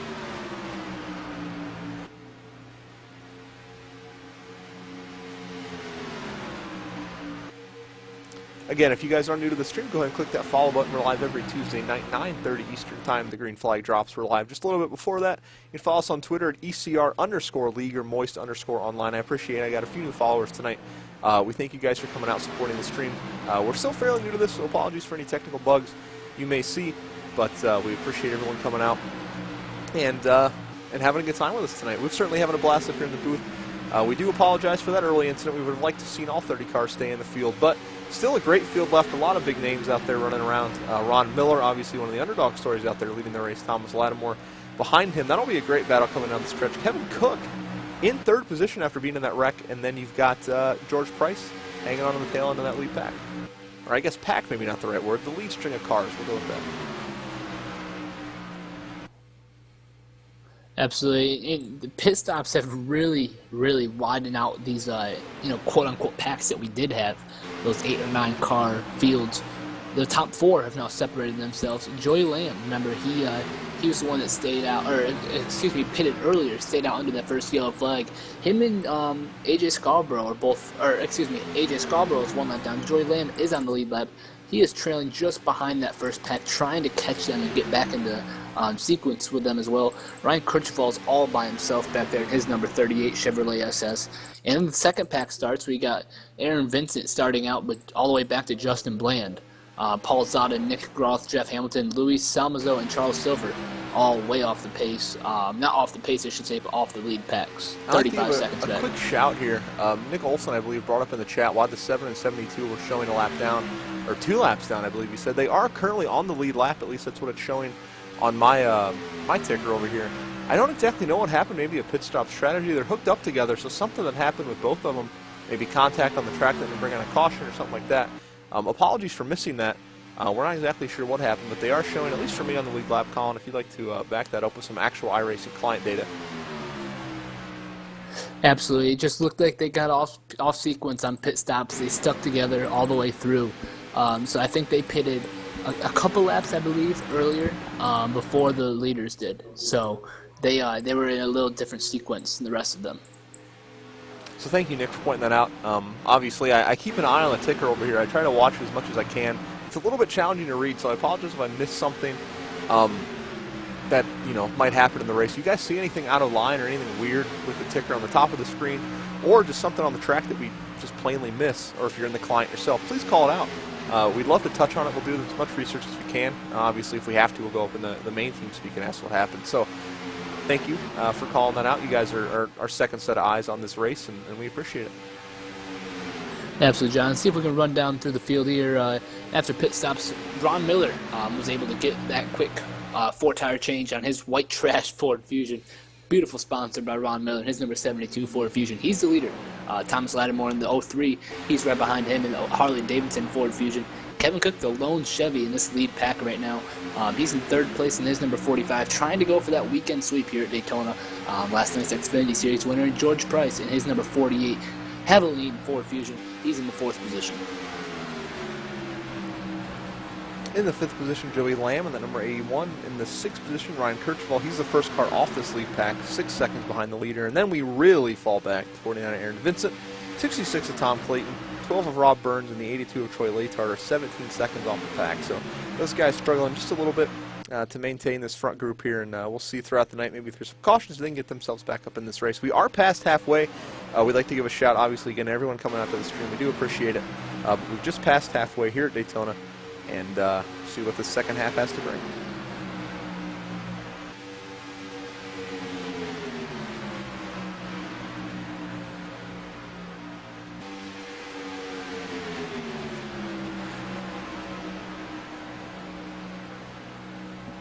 again, just want to give a big shout to Kevin Cook in that number 45. He sustained damage in the first incident. He's hung on to it. He's kept it in the draft. Maybe got that front end repaired a little bit more, and he's hanging in there in third position. We talked about him maybe getting a top 10. He's looking for a podium finish in a post-race interview. Again, if you guys have any questions that you'd like to direct towards our drivers, we do interview the top 3 after every race. Unless there's only 2 cars running, we do interview the top 3 after every race. Obviously, we're at Daytona, but if you guys want to ask any questions to your favorite driver or anyone in particular, go ahead and send them into the chat throughout the race. We'll do our best to catch them, and then we'll ask again, obviously, before the post-race interviews if anyone has any questions. Absolutely, John. You mentioned Kevin Cook. How about Joey Lamb? With help from AJ Scarborough in that number 5, has caught his way back up into this lead group. Joey Lamb, he's off pit sequence. He's on a different pit sequence. Will have to pit before these guys up here in the lead pack. And how about AJ Scarborough? He's in the lucky dog position now. He's 1 lap behind. Maybe he's up there trying to maybe get the old-fashioned lap back. You know, and I think these guys at this point pretty much have to grab a caution. If they don't grab a caution, it's going to be a little rough for them to get themselves back up into this race. They're off cycle. They're going to have to make the same amount of stops. So if they can get a lucky caution, they have a few opportunities to get themselves back in this race. As you said, give a shout to Joey Lamb. He stuck with it. He's battled his way all the way back into the top 5 from a lap down. But being off cycles, he pushes up the track a little bit. These guys are going to need that caution, and it's going to have to happen, I think, pretty soon for them to have this strategy work. Absolutely. And you know that we mentioned Ryan Kirchwall. He's off the back. He doesn't have anybody back there right now with any help. He's squeezed right now wide open between the front pack and the second pack. He's going to probably have to fall in at best behind the pack with Aaron Vincent, Tom Clayton, Justin Bland, Troy Layton, and Rob Burns. A lot of little packs all over the track. We're doing our best to keep up with the lead pack here, but we do want to take some looks back. You've got this little 3-car tandem here Colin just mentioned, being led, I think, yeah, he said by the 49 of Aaron Vincent. He's pulling these guys along. That's actually 7th and on back. Looks like 7th through about, what is that, 12th back there? Somewhere in there. And then you've got Jeff Hamilton running all alone with Nick Groff. That's actually in 12th. So these two, 12th and 13th, they're running all by themselves. Was your leader, dominated all night long. Jeff Hamilton now running back in 12th position. Not quite the luck Joey Lamb had, but still in this thing. Got the 63 of Paul Zada. He's all by himself. And then you've got the tandem of Charles Silver and Luis Salzmo. These two are running back. The last 2 cars on the lead lap, 36 seconds off the pack in 15th and 16th. So a lot of little breakaways here at Daytona. You don't really ever see this. Paul Zada on the lead lap by himself. That's actually quite rare. I can't remember the last time I've seen a lead lap car by themselves at Daytona. It's been a while. Absolutely, John. And one thing I've kind of curious about is Nick Groff and Jeff Hamilton. They're those 2 cars you mentioned in 12th and 13th. Both had speeding penalties. Lost touch of the main pack. They're catching the pack with Aaron Vincent leading and Tom Clayton, Justin Bland. That one pack from 7th on to 11th that we mentioned. 12th and 13th, Jeff Hamilton and Nick Groff. Just a 2-car tandem you see a lot in the Nationwide Series, the Xfinity Series and the Clemson World Truck Series. That is working out for them, trying to catch that second pack to have a little extra help.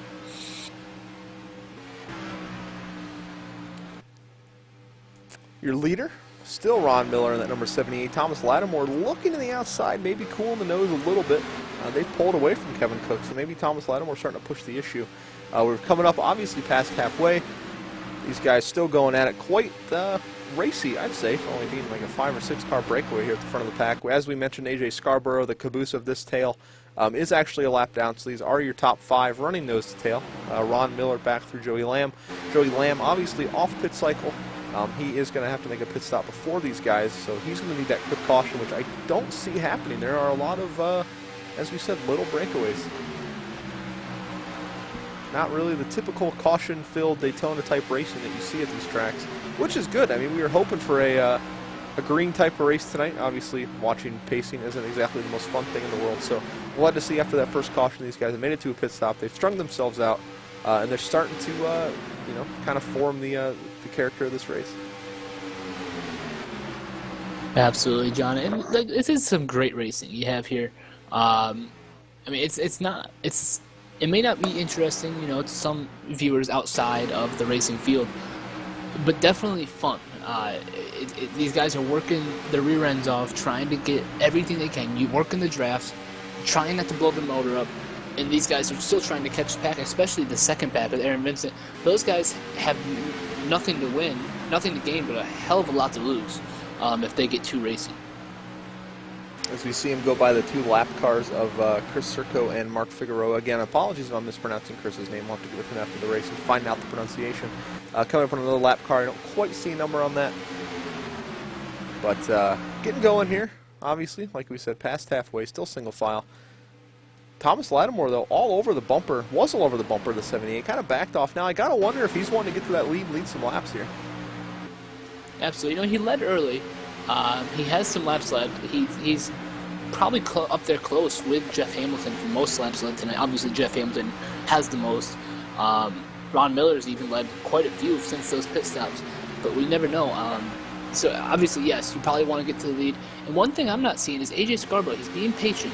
He's waiting out on that caution because he could easily probably get work with a 2-car tandem and get back up to that lead lap. The old-fashioned way is we get 50 laps to go this time by 50 to go here in the ECR Daytona 500.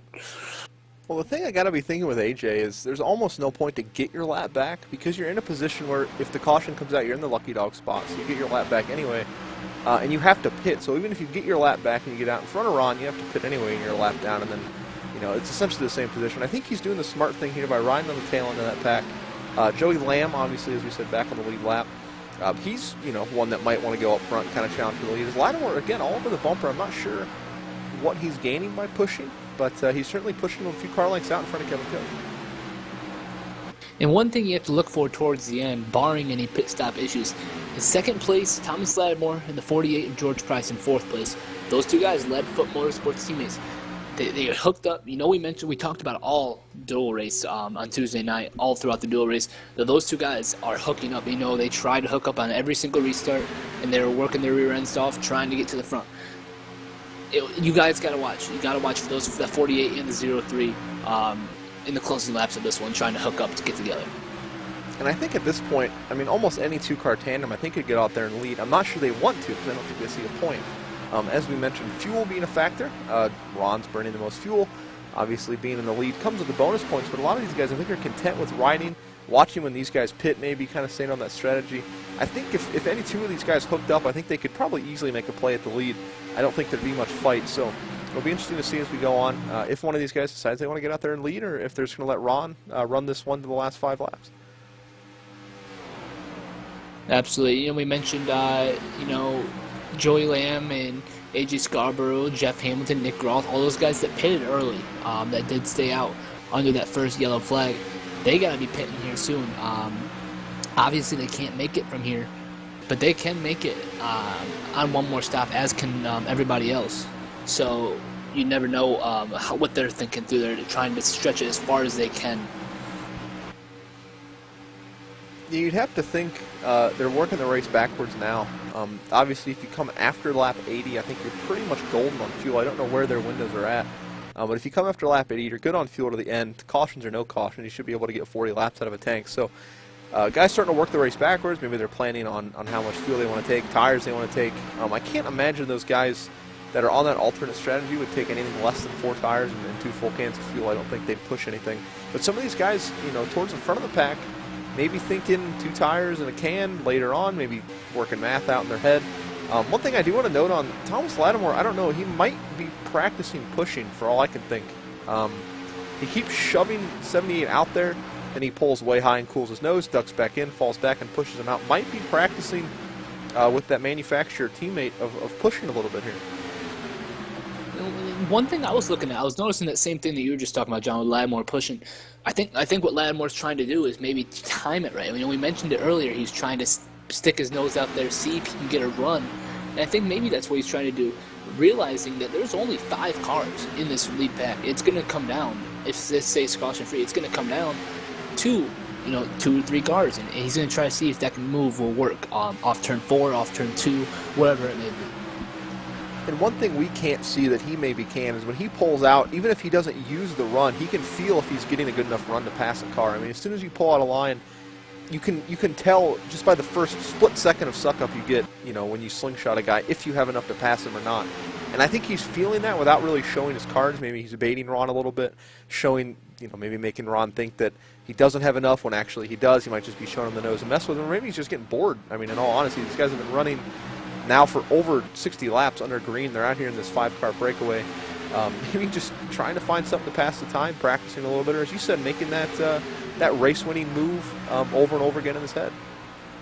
Absolutely. We mentioned Nick Groth and Jeff Hamilton closing in on that second pack. They have caught them, and Nick Groth has left Jeff Hamilton. And this is some good racing back in the second pack. Nick Groth trying to hook up with his teammate in the 38 of Ryan Kirchhoff, trying to push him back by Aaron Vincent in the 49. Jeff Hamilton all by himself.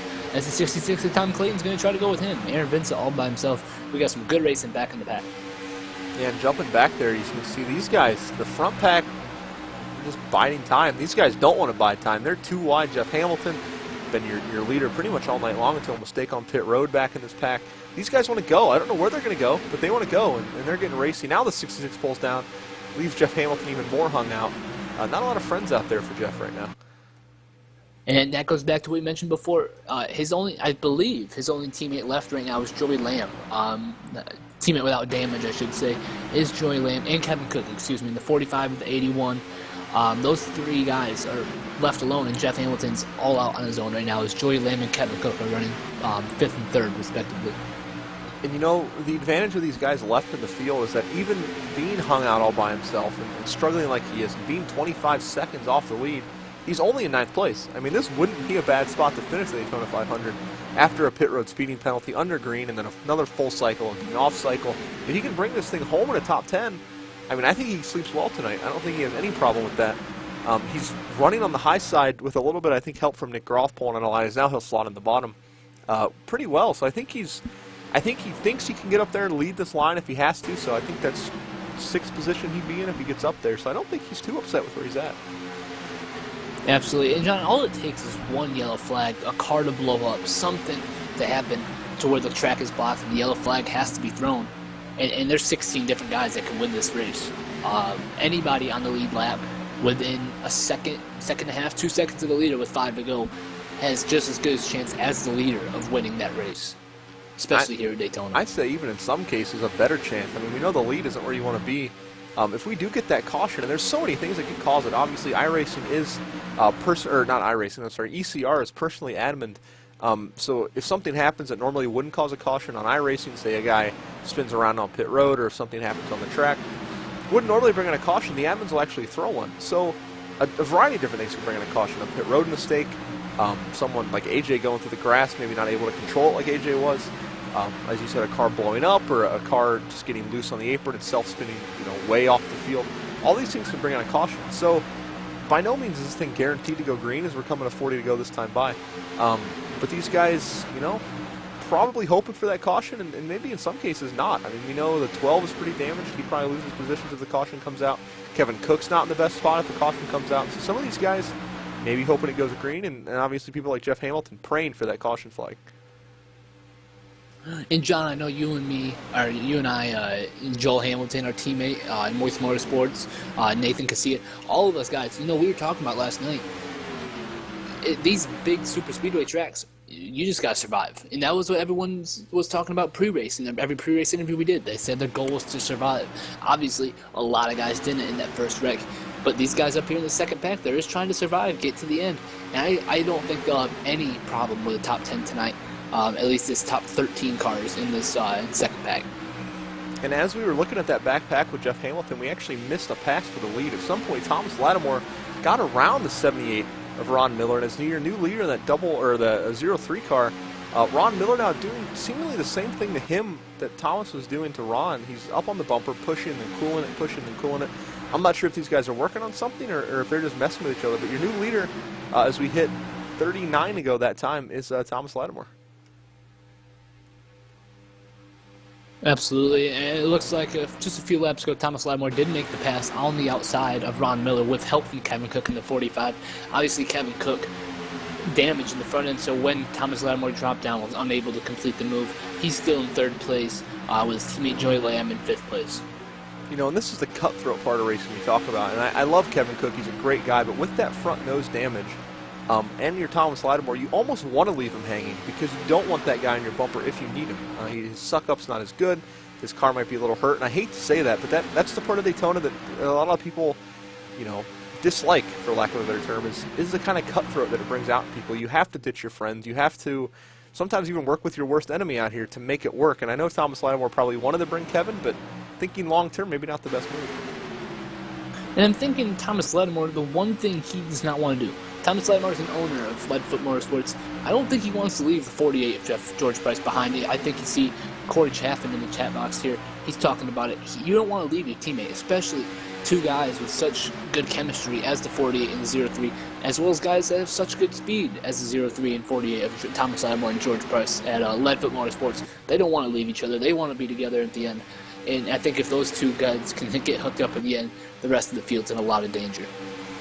And it looks difficult where they run right now for those two to get hooked up, but all it takes is the 48 getting by Kevin Cook, and from there, I mean, the 03 can pull high, and the 48 can just shove, right down in the second place pretty much. So if the 48 can get around Kevin Cook, which shouldn't be that hard once he puts his mind to it with that nose damage, these two can hook up, and if they get to each other's bumpers, it's going to be a long night for the other three cars up there. Ooh, it's second pack. A lot of the cars in the second pack. They're pulling down pit road. Nick Groth, Jeff Hamilton. Jeff Hamilton's in the grass. Overshoots it. Another pit stop error for Jeff Hamilton. He's in the grass right now. Oh, tough break for the 4 car of Jeff Hamilton. Speeding on pit road once again. Missing his entry. Our pole sitter, Jeff Hamilton, having a lot of problems. As you see, the 49, Aaron Vincent, 66 of Tom Clayton, Rob Burns, Nick Groth, and a bunch of others going down pit road. Going back and looking at this, apologies for missing the incident with the 4. We're going to go back and take a look at this botched pit road entry. See where it went wrong. Again, way too fast, barreling down to the entrance of pit road. And I think he sped again, not to mention the... I don't know if the brake bias is not tuned in that car, but that's the second time tonight I've seen him come flying down that inside wall. Just ridiculously fast. As you see Kevin Cook, Joey Lamb, AJ Scarborough, bunch of these guys going down pit road. Thomas Lattimore, Ron Miller, and George Price, those 3 Ford Fusions are all out there on their own. You got to think it's not going to be too much longer before they come down and make their final pit stop of the night. Yeah, you see that 5-car breakaway just got a lot smaller. Thomas Lattimore, Ron Miller, George Price, the only 3 guys out of that front pack not to pit. Kevin Cook obviously came in. Joey Lamb had to come in. As you see Jeff Hamilton there being passed, that'll put him a lap down. Excuse me, I believe that'll put him 2 laps down after that another pit road mistake on his part. I think only these 3 cars here, those 3 cars are the only 3 not to pit. You got Paul Zada, Luis Salmazo, and Charles Silver. All those guys have pitted. They're in a 3-car pack off turn 2 as we speak. So I think those 3 are the only 3 not to make a pit stop, as well as Troy Latart, Ryan Kirchvold, and Justin Bland, excuse me. And I'm not sure, did we miss something? But I believe the 3 cars in the beginning of the race that pitted off cycle are now back on cycle with this round of pit stops. I don't think it's that they're back on cycle. I think it's that everybody else realizes that they can make it from this point on. And I think that they just decided to go and when everyone else did, try to make it a big group thing, especially that second pack. They got to work together if they're going to want any hope of trying to catch this lead pack. Well, that's a great break for the 5 and the 81. Obviously, a lap down right now, showing a lap down. But once these guys pit, they cycle back around. They should both be back on the lead lap. Jeff Hamilton's going to be the one hung out here 2 laps down. But a great break for those guys. Kevin Cook is in a great spot as well. He might have a chance of inheriting the lead. He's a lap down right now on the tail end of that pack. But once these guys pit, he's in a good spot. Absolutely. 33 laps to go that time by, excuse me. These 3 Ford Fusions, Thomas Lattimore, Ron Miller, and George Price, obviously working together as a manufacturer, and obviously the 48 and the 03 working as a team. These guys, they got to pit. I don't know what they're thinking. Obviously, I mean, you mentioned tires. Tires are playing a role, and I think that they need to pit, because what happens if one of those 3 guys make a mistake on pit entry and it's left with a 2-car tandem? I think this is a mistake by these 3 trying to stay out for too long, as well as Troy Latart, Justin Bland, Ryan Kirchvold, the second 3 cars that have yet to pit. I think these 6 cars are all making a big mistake. Well, on the other side of the coin, if these guys can stay out and get a caution, they maintain their lead guaranteed, as well as they don't have to make a green flag pit stop, and it takes the potential error of that out. You obviously want to pit, you want to get it over with and out of your mind, that it's one less thing to worry about. But at the same time, if these guys can somehow catch a caution here, which, again, it doesn't look like that's going to happen. But if they can, they get to pit under caution, nice and slow and easy, and then they get to come back out in the lead because everyone else has to take the lead around. Absolutely. I didn't even think about it that way, John. That was a great perspective to point out. And that if that situation does come out, those 6 guys I just mentioned, I think that they're making a big mistake, are in the best shape of their lives because they're in the top 6, with the rest of the field starting single file in the inside lane as the waiver rounds would. It seems everything at Daytona is a two-sided coin. I mean, we talked about people going to the front, going to the back. We talked about people, working different fuel strategies, people working with different teammates and stuff. It seems like everything here has 2 outcomes, including when you pit and how you pit. I mean, nothing at Daytona is ever black and white. Obviously, everything is luck-based and luck of the draw, and it's a lot of positioning. So everything here is kind of a gray area at Daytona. Everyone's got different thoughts and feelings on it. Obviously, some people hate it, some people love it, and it's fun to watch guys, work the race backwards in their head. They work out all the different possibilities, and we'll see if it works out for them. I believe one car out of the tail pack there pitted, but these front 3 still going strong. Yeah, it looks like Ryan Kirchvall in the 38 did make his green flag pit stop, scheduled pit stop. Troy Latart in the 82 and the 65, Justin Bland, of both of Geos Bland Racing, still yet to make their pit stop, as well as the top 3 that we mentioned before. Coming out this next time by, 29 laps to go. These guys are making me eager that I want to see them when they're going to pit. And this may not be a bad decision. They could go inside, take 2 tires, fill it up just enough fuel to make it to the end, and they come out 2 seconds ahead of everybody else. So who knows what's going through their minds here? It's the top 3. Now. Here they come right here. Gotta see if they get in there all right. Looks like they all get slowed down. Lattimore, George Price spins out. Oh no. Tough break, and he was backed out of pit road. That's maybe a black flag. Big mistake for the 48 right there, and that's what I mentioned. They're not going to have any help back there right now. If those 3 cars, we mentioned before, the 5, the 40, the 45, and the 81, maybe in best shape right now. Yeah, that splits up that lead draft. Quick pit stops for everyone else. Looks Oh, like they both. Thomas Lattimore spins out all of his pit stall, accelerates too hard. Left front damage on the 0-3 machine, as that second pack that we mentioned flies by to get their lap back. These guys are still in the lead, not hooked up, with damage. And Thomas Lattimore spins on the apron.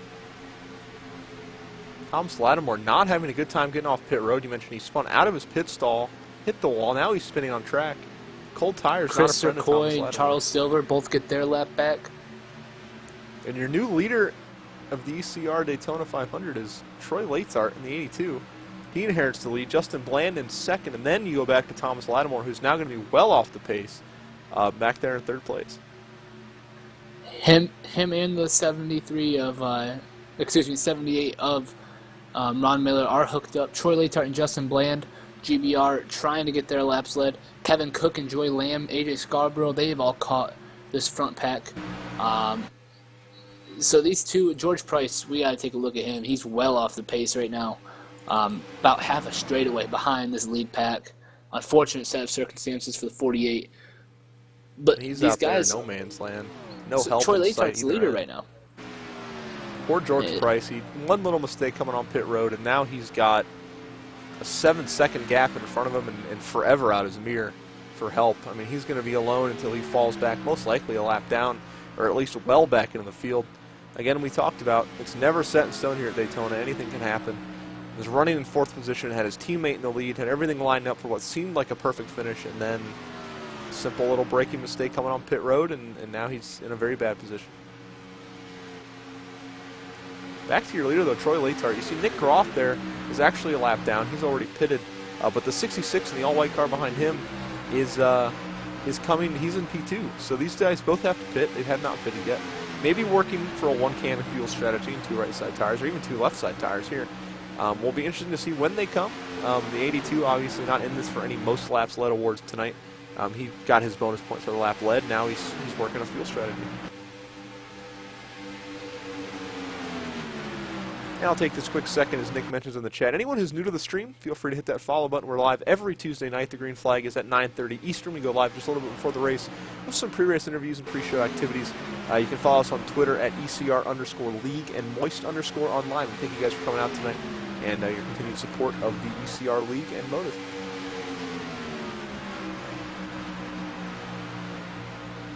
I'm interested to see when these guys pit. They've got a pack catching behind them. Oh, and a caution comes out. Wow. Not exactly sure where that is on track. Maybe something to do with Mark Figueroa. Let's take a look.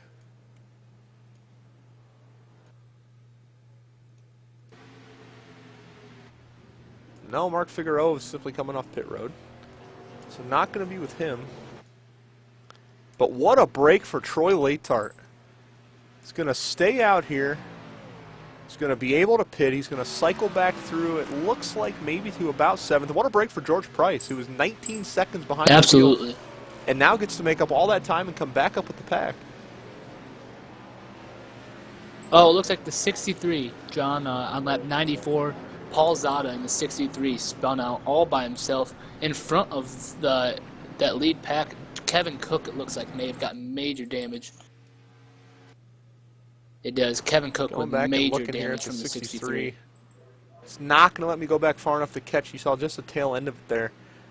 Apologies for that. But the 63 of Paul Zada around. And you said the 45 catching damage in that?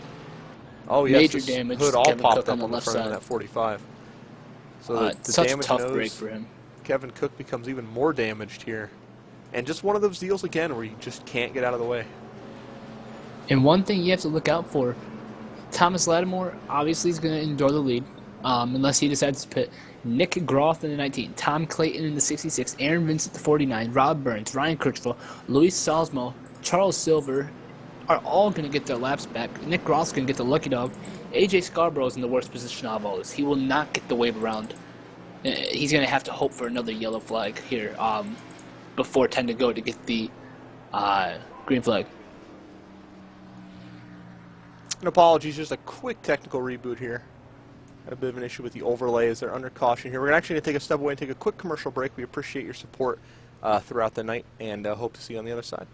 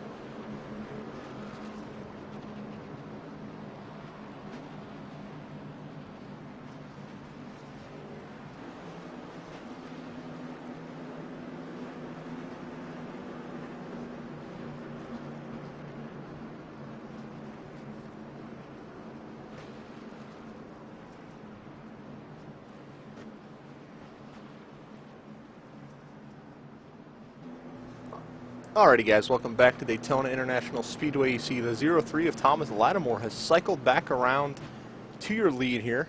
Ron Miller's going to be in second position, Joey Lamb in third, George Price, a huge break for him. Going to be up to fourth, Troy Latart, who stayed out there. Another nice break for him in fifth. Justin Bland in sixth, Nick Gross going to get back around on the lead lap in seventh. Kevin Cook with the damage on pit road, he's in eighth. I don't think that'll stand. 66 of Tom Clayton also with a lucky break in ninth. And Rob Burns showing a 10th. Again, And one thing we haven't really mentioned, Charles Silver, Salmazo, Ryan Churchville, Aaron Vince, all these guys that were in that second pack, all of them, they're back on the lead lap. They're right back in this thing trying to win the ECR Daytona 500. And again, we urge you guys to come back next week. We apologize again. There's been some long green flag stretches and some bit of a breakaway tandems here and there, but next week we go to Atlanta, Hotland as it's nicknamed. Be some slick, some fast racing, obviously a much smaller track, a lot more action going on, so we do thank you for continued support, and we look forward to an exciting finish here. We should go green with about 21 maybe laps to go, 20 or 21 laps to go. The perfect time for a little shootout here at Daytona. And after all this, John, how exciting is this to see I mean, obviously, great racing all around. It brought in strategy, it brought in speed, it brought in pit stops, it brought everything involved that has ever been involved in NASCAR racing, and they've thrown it all together. And we're gonna have a shootout with 20 to go, with 15 of the best sim racers on here trying to win this ACR Daytona 500. And on a sidebar here, looking at the left front of Thomas Lattimore, I know you mentioned he had spun on pit road, and I wasn't exactly sure of the extent of his damage. We just got a close-up of his left front. That's pretty bad. I mean, that's bad enough that leading here is going to be difficult. He's going to be slowed down. He might have to look for that teammate of George Price and work something out here to get behind him, because I'm not sure that car is going to be able to hold the lead draft without getting past like a parked car. Well, he seemed to be able to hold the lead as he came off pit road. He seemed to be able to hold it fairly well. I wasn't able to catch the speeds that they were running, but I'm assuming he was running. I mean, obviously he's going to be in the lead right now, so he's obviously not off pace, but definitely could impede his progress.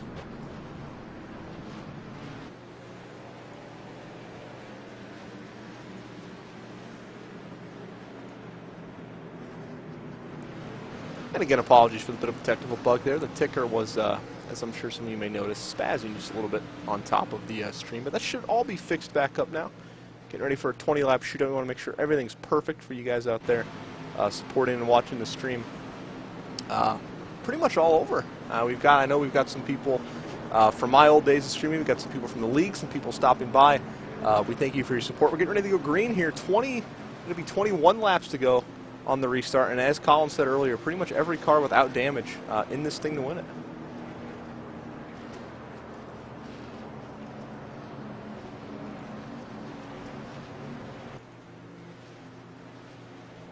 Let's see if we can run them down for you real quick here. We're going to have the restart with 21 laps to go in the ECR Daytona 500. Thomas Lattimore, he's been out front since the first set of pit stops.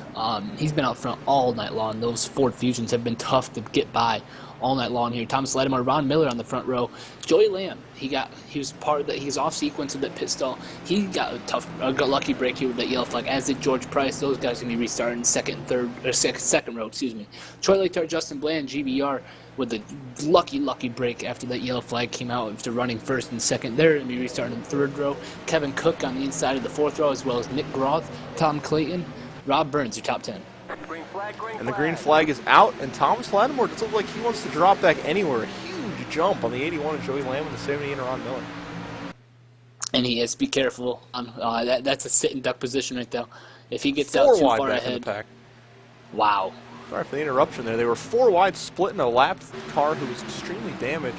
Bit of a moment back there. I'm not sure exactly who all was in that. Take a moment off the lead here. Some lap cars high, some faster cars passing low. This can be a very dangerous point of the race. And Thomas Lattimore has to block 2 lines right now. Ron Miller down the outside line all by himself. Joey Lamb on the inside. And GBR, those guys that were up front, got the lucky break. They're in 5th and 6th. Jeff Hamilton, who had the couple pit stop problems, he's 1 lap down. The first car lap down in 15th. The lucky dog spot if we get in said position. And now I feel almost bad for Joey Lamb. He's in between those 2 teammates. And if at any point they decide they want to go and move with each other, that leaves him in a very bad spot.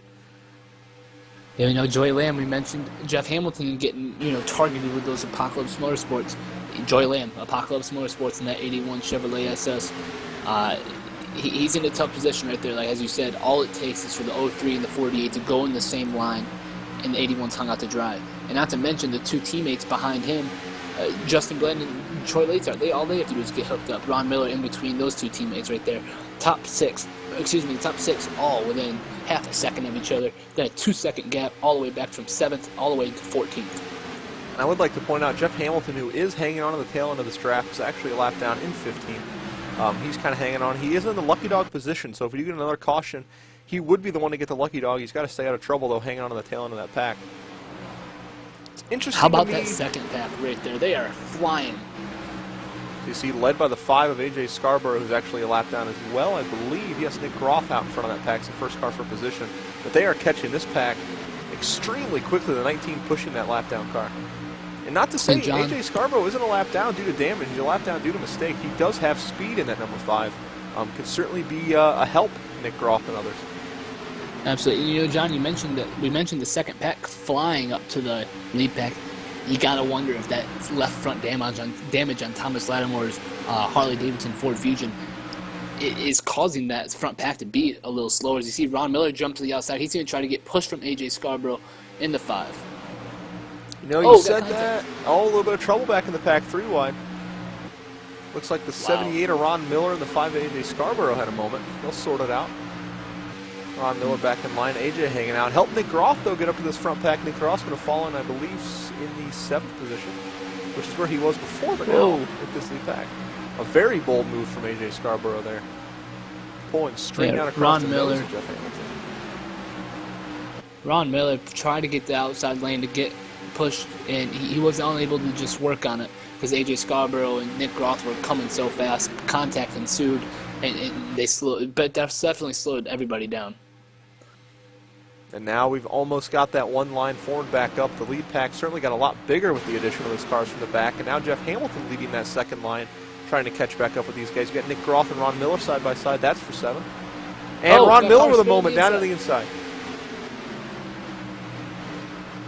He'll save it. He's going to have to go through the grass. Back on track. What a save by Ron Miller. Terrible turn of events and a caution thrown for it. But what a save by Ron Miller to hold on that car. Let's go back and take a quick look. Wow.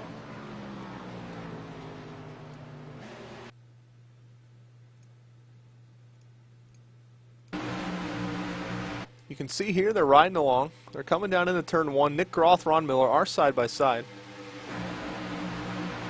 Then I don't know if Nick comes down or if Ron just loses it here. No, it looks as if the 19 came down. Definitely contact from the 19 that situation. comes down, catches Ron, and then what a job to hang on to this race car going towards the inside wall. Catches the curb there in the bus stop and is able to drive it and gets his caution. He's going to catch back up with the field here. Obviously lost some much needed positions, but he's still got 4 tires under him. You mentioned Jeff Hamilton in the lucky dog spot. AJ Scarborough got by Jeff Hamilton. AJ Scarborough is going to get that lucky dog, and we know that 5 car has speed. We've seen him up front in that lead pack. We know that 5 car has speed. Look out for him. We're going to have a restart here with under 15 laps to go. Tough break for the 78, and definitely a tough break for the pole sitter Jeff Hamilton. Both cars definitely lost out of that. But what a save by the 78. I'm baffled. How do you keep that thing straight right there? That's so much throttle control, wheel input, everything involved right there. So much used. Certainly a cool head. You can't panic in that situation. We always talk about, some of the best NASCAR drivers in history have been able to be calm in those moments, and you can't panic. You see the inside wall coming. You can't overcorrect it. You can't, brake super hard. You've got to keep the car under control, and a great job there by just a little bit of wheel input, maybe a little bit of drag in the brake, and he keeps the car under him, and then a great job to know where he's at on the track and see a way back onto the racing surface and not, maybe try to pull up too quick to avoid the grass. He sees what he has to do, and he drives it back up, and he gets his caution. It's a great caution there thrown by our ECR admins, I think, rewarding a great save, as sometimes iRacing will punish it, but a great save there by the 78, and he'll stay in the race. And, John, I just want to point out one thing right now. Leadfoot Motorsports is going to start bumper to bumper on the inside line. George Price and Thomas Lattimore, I think they're in the catbird seat right now. Obviously, GBR behind them is going to be tough to beat as well. But Joey Lamb, he's on his own. He's nowhere he can get up there. And a good point here by Nick Olson. Some of the people in the waiver on position or the lucky dog here probably going to pit and get those 4 fresh Goodyears. We mentioned AJ Scarborough getting the lucky dog. 4 fresh tires is the biggest advantage as it is at some tracks, but it'll help. You mentioned that car showing bad fast speed as he pulled Nick Groff through the field. I didn't think anything of it at the time, but when he chopped off Jeff Hamilton's nose and kind of scared him for a moment, that was for the lucky dog spot. And it got him the lucky dog, and he's going to circle himself back around to the lead lap, probably going to pit, as Nick said, and go from there. So good strategy by AJ, and great work to get himself back on the lead lap for this, what we hope is the last shootout of the race. And don't forget, everybody, check out the league Twitter, ECR, at ECR_league. If you're at work or whatever you're trying to do and you're trying to be quiet, not trying to wake anybody up or anything like that, follow the ECR_league for live updates for tonight's race.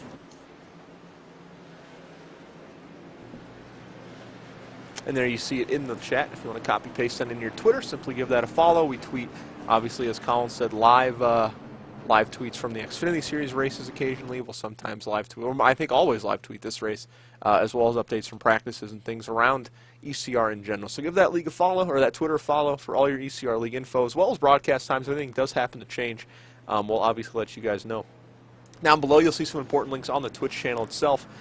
You've got my YouTube and my Twitter, which I believe is where these races are going to be posted somewhere. I don't know if we've worked out the logistics on that yet, but they'll be up somewhere on YouTube, as well as my Twitter, which is also a good way to find out what's going on with the league and things surrounding it. You've also got a link to iRacing.com if any of you guys are interested in signing up for the service that you see on screen right now. You've got a link to the ECR page, as well as the Moist Online page. So all your links you need down below. You can simply click the pictures and go wherever you want. Absolutely. And John, it looks like we're going to get the restart here with 12 laps to go. We're going to have a 12-lap restart. Obviously, that's enough room. We don't want one, but there's enough room for another yellow flag and for these guys to double fly them up, right back up, and have one more restart. Obviously, Thomas Lattimore and George Price, they're right where they want to be. If they could go back a week and plan everything out, this is where they want to be. First and third, bumper to bumper on that inside line for a 12-lap shootout here for the ECR Daytona 500. And not only that, but you look at the cars around him. I don't see anyone that's really been up front all day except Joey Lamb. Troy Latart led a few laps due to a fuel strategy. And then behind them, you've got some cars with some damage. So, as you said, if they could write a script for this race, I don't think they could write it any better. These guys are going to be 1 and 3, which after the restart should be pretty much 1 and 2. I think it's better than 1 and 2 by a long shot. You see a long line of cars on the inside here form. Some wave around, some lap down cars. We'll double file them up though, and hopefully our last pace lap of the event. Absolutely, John. And one thing you got to look out for: Thomas Lattimore, George Price, Leadfoot Motorsports, 1st and 3rd on this restart. Gilles Bland Racing, 4th and 5th on the restart. You got to think Latart's going to let Justin Bland in on the inside so they can get hooked up together. They're 4th and 5th right now. Charles Silver and Luis Salmazo right now, they're 10th and 12th. They're going to hook up. They're obviously going to be faster than two guys that don't usually work together well. So teammates are going to play a big factor. They always do here at Super Speedways. So be able to look out for that. AJ Scarborough and Nick Groff, not teammates, I don't believe, but they have been fast, bad fast, all night long together, as you saw in that late race push they just made. But we're going to run it down here. Thomas Lattimore and Joey Lamb on the front row for this 12-lap restart. George Price and Justin Bland will be in the second row. Troy Latart 5th. Tom Clayton in 66. We really haven't talked about him at all, I don't believe, tonight. He's in the 6th place position. Rob Burns has damage from that first wreck. He's going to be on the inside of row 4. Aaron Vincent, he's been up in that second pack we mentioned all night long. He's in the 8th position. Ryan Kirchwall and Charles Silver round out the top 10. And then you've got Ron Miller, and interesting, I want to give a shout to him as well as Kevin Cook. Those guys have been up front a lot tonight. They're starting 11th and 13th. They're nose to tail. I know Kevin Cook's got some damage. It'll be interesting to see what these guys can get worked out. So we're getting ready to go green here for what we hope is the last time tonight. Obviously, your front row consists of Thomas Lattimore and Joey Lamb with George Price, Thomas Lattimore's teammate, right on his bumper. So we're going to make the hard left turn. Pace car's going to here, and we'll get you back for what hopefully is your last restart of the day. 12 laps to go, John. This is going to be amazing as the pace car's off. Green flag in the air. Thomas Lattimore and George Price obviously communicating. They trying to get the best restart they can. They're going to get hooked up bumper to bumper unless Joey Lamb can say something about it. Joey Lamb needs that 65 to get to his bumper, and he's just not doing it. Way off the pace of 65. I'm not sure. Yeah, he's going to fall in line. So is Joey Lamb down to 3rd. George Price and Thomas Lattimore 1-2 as we expected. Behind them is going to be the 82 with Troy Latart, 65, and the 66 trailing behind him. Back behind them, 2 wide, 3 deep. This is where racing becomes happen. You know the 19 and the 5. We know they're fast. They're going to try to hook up. They're going to try to come to the front. Justin Bland, the 65. Troy Latart, the 82. Gilles Bland Racing. They're going to try to hook up. They're going to try to come to the front. We mentioned George Price and Thomas Lattimore being hooked up in a catbird seat. They could also be in the sitting duck seat if one of them pushes too long and they're unable to push at the end. 11 to go that time by. AJ Scarborough back in the pack, trying to find room. Hard contact with Charles Silver in the 7, but nowhere to go for him. He'll fall back down to the bottom. Single file here, guys, trying to find their partners, trying to find a way to make a move. Not a lot opening up. Obviously, you got to find guys without damage. The 12 car slowing down. I think this pack back here. Back to the lead. These guys single file. The 81 is there. Just got to get help from the 82. And I don't think he's going to get it, John. Teammates play such a big factor here.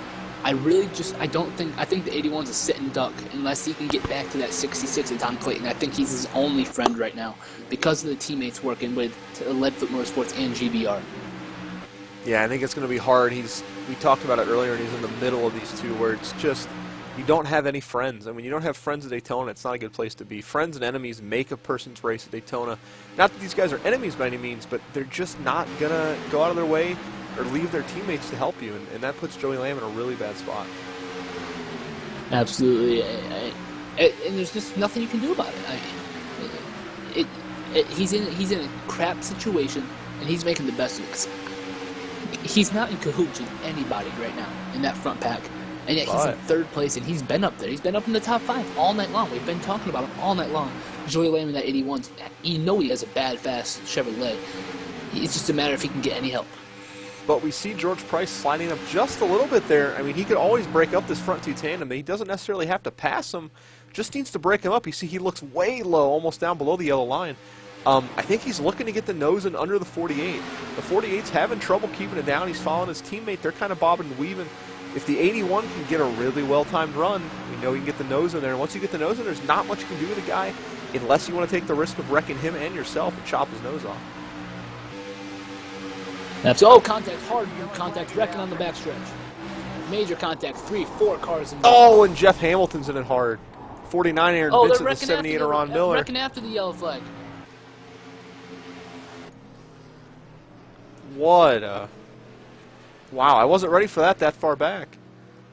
Looks like after the yellow flag, Charles Silver in the 7 hits Rob Burns in the 12. Both cars in major damage in 3 and 4. After the yellow flag happens, it looks like Charles Silver just wasn't expecting the 12 to slow down.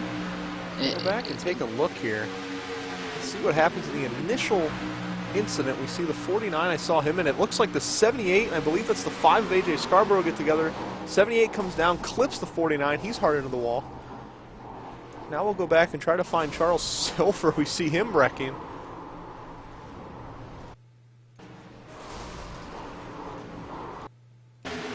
Yeah, you see right behind the 12, as you had mentioned, and they're actually in front of the wreck. Wow, I wasn't ready for that. I thought they were behind it.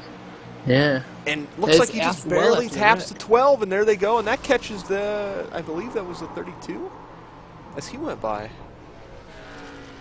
So that's 5 cars at the drop of a hat out of the race. Wow. And John, at time, we're going to double file them up one more time. And now it gets interesting because the 3 and the 48 are no longer nose to tail. And now the 81 can really have something to say if he can get in there and break this tandem up. 65 thought about pitting. He thinks better, but he'll stay on the racetrack. I don't think these guys are short on fuel. I think everyone out here should easily have enough, especially with the caution laps. No, this will definitely be the last restart. Remember, ECR and iRacing in general, we do not have green-white checkers that play such a large factor into the finishes of NASCAR events. We do not have that implemented in iRacing or ECR, for that matter. So under 5 to go, the last restart is the last restart, as will be the case here tonight.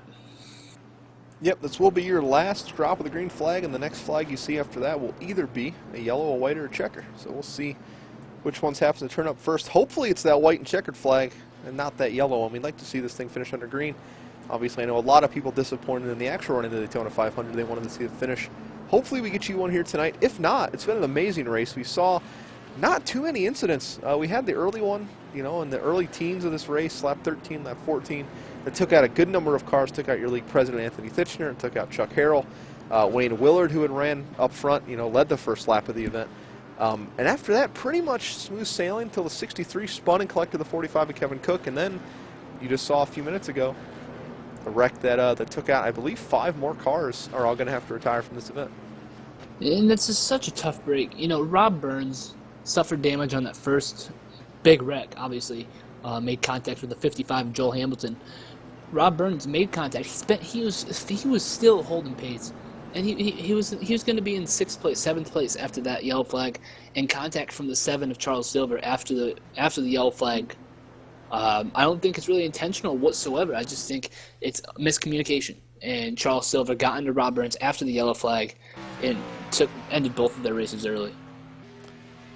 And it looks like, speaking of races ending early, we're going to have 10 cars, I believe, on the lead lap for this final restart. Kevin Cook in the back has got some pretty significant damage, but the 9 in front of him, I think, are all perfectly healthy, you know, beside Thomas Lattimore, who's got a little bit of that left front damage. So could see ourselves some crazy racing down the stretch. We'll see how crazy these guys want to get.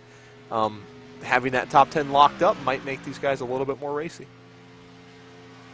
Absolutely. And just some cars retired from tonight's event for sure. Paul Zada in the 63, he's going to be in the 21st position, finished. Nick Gillis in the 94, he's going to finish 22nd. Chuck Harrell's going to finish 24th.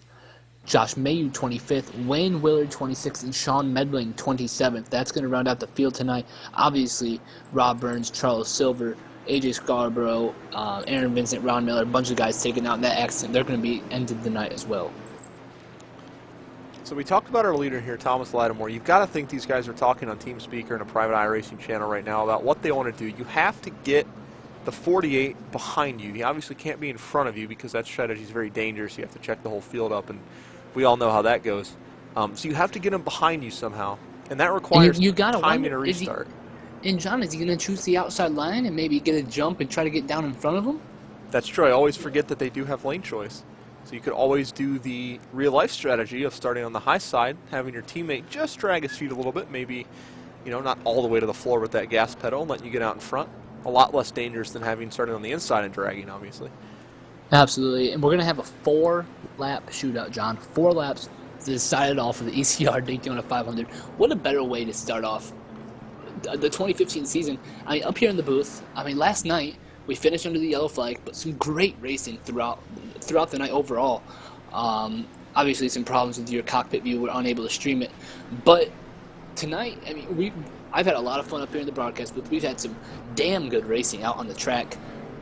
Obviously, some of the bigger names, you know, Anthony Fitchner, you know, Nick Gillis, Wayne Willard, Joel Hamilton, a lot of big names got taken out. Chuck Harrell got taken out in that first wreck. And obviously, the bigger names, some Thomas Lattimore, George Price, Joey Lamb, you know, Kevin Cook have been up front all night long. But you got to think of these underdogs. Troy Latart, Justin Bland. We haven't talked about them at all. Tom Clayton, Luis Salmazo. They're running 6th and 7th. Ryan Kirchball 8th. Nick Groff 9th. Who would have thought that these guys would have been up front right now with 4 to go?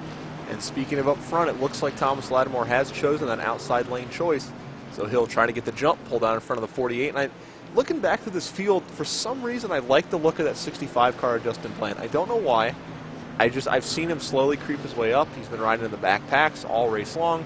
Now he finds himself in 5th. He's the car directly behind Joey Lamb. If he can get hooked up with Joey, and if they can make something happen, I really like that 65. He's got a clean nose. We know Giles Bland Racing is strong. If he can get up there, make something happen, I think he might be a contender for this one. Troy Latart, obviously, the 66 on the outside. From their back, you get a little bit difficult to catch, but Nick Groff, he's been fast all night as well. And all these guys, we mentioned it before, maybe with the exception of Kevin Cook, because he has major front-end damage. He's in 10th right now, probably going to solidify a 10th place finish. But maybe with the exception of him, I think the other 9 cars all have the same amount of chances of winning this race right now. The 4-lap restart. These guys got to be careful. They get ready to go green. 4-lap restart. Jump Flag on is Tom out. Lattimore. The jump on Can Thomas Troy Lattimore. Latart clear him? Gonna get way out front. I think too far out front and pull down here. Troy Latart, if he can get help, has a great run at this. And Justin Bland to the outside trying to hook up with the 82. Thomas Lattimore's a sit and duck out there. If that 82 and 65 get up to him. He's got to drag those brakes or something here. And contact, the 82 is going to be around into the front of the 81. Caution yet. And there's the caution. Thomas Lattimore won. And the 81 is going to go down 1-2. and make hard contact with the inside wall. A 1-2 finish. What a night for Leadfoot Motorsports. Thomas Lattimore, who led most of the second half of this race, is going to walk away with your win. His teammate George Price, who's been a big help to the stream, is going to finish second as Leadfoot Motorsport teammate. And look at Justin Bland. Haven't talked about him all night until that last restart. Going to come home P3. Behind him, Troy Latart is going to be in 4th. A great You name got to for him. think. I just want to point out, will Troy Latart receive the EOL for causing that yellow flag? That's a good point. I didn't think of that contact between him and the 81. It's going to be interesting to see if the 81 comes down or if the 84 goes or the 82 goes up. It definitely. I think the 82 may have gone down in front of the 81, and I'm not sure honestly why the yellow flag was thrown right there. Certainly an I, interesting one. Yeah, maybe you jumped the gun a little bit. And obviously, it's a tough call to make because you can get a lot of cars damaged if you don't throw it and everybody doesn't slow down. Very similar to the NASCAR Sprint Cup Series race on Sunday night. Maybe you jumped the gun a little bit. It's a controversial call. I think the reason you throw it there is because there was so much contact between those two and there was so much smoke given off by the tires there that the guys in the back running in 7th and 8th and then the lap cars behind them, obviously they have to start checking up because they see the smoke. And I think that once they see a car out of line, maybe they check up more. And I think you have to throw the caution there. You might have something big towards the back of the pack. You gotta think Troy Latart's probably going to receive the EOL here. If so is the case, Thomas Lattimore is your winner. George Price is second. Justin Bland third. Luis Salmozo, he was fastest in practice. Started 25th on the grid. That'll be a plus 21 positions for him. Clearly the most out of anybody in tonight's race. He will finish fourth. If the EOL will be given to Troy Latart. Tom Clayton, we mentioned him. We didn't talk about him a whole lot. He's in the 66 Ford Fusion. He's going to finish fifth. They may have switched it up a little bit. Luis Salzmo may be behind Tom Clayton and Joey Lamb. I think they're going to give Joey Lamb their spot back. We'll have to see here. We'll wait until they come back around. Someone has to get the EOL, obviously. That's the ECR rule that if a caution comes out, it's between 2 or more cars. Somebody has to be at fault in giving the EOL. It's a system to keep guys in check, especially towards the end of a race, because obviously an EOL, on the last and caution, there it costs is. you all the Troy Latart will receive the EOL. What a tough break for him behind the wheel, that number 82, as he pulls to the apron. Such a great race all night long. He led a few laps here tonight, and it's going to end. I believe he'll come home with 10th position. I got to say, though, Joey Lamb gets very lucky here. I'm not sure exactly what angle he hit that inside wall. I know he hit the inside wall. You can see by the front of his car. Very lucky he didn't blow a motor, because a blown motor here cost him 7 spots. So lucky for Joey Lamb to hold on to that race car. Maybe sideswipe the wall or catch it at an angle and not blow that motor. He'll come home P4. So we're going to final look at your top 5 here. Now that they're all set. Thomas Lattimore, your victor tonight. That 03 Harley-Davidson Chevy Ford Fusion out front. Well with the Ford Fusion, teammate of George Price. Ford going 1-2 here at Daytona. Justin Bland coming in third. The 65 of Giles Plan Racing. The 81 of the 81 of Joey Lamb is going to be shown in the 4th position. And then I believe the 72 of Luis Salzmo is going to be coming home in 5th.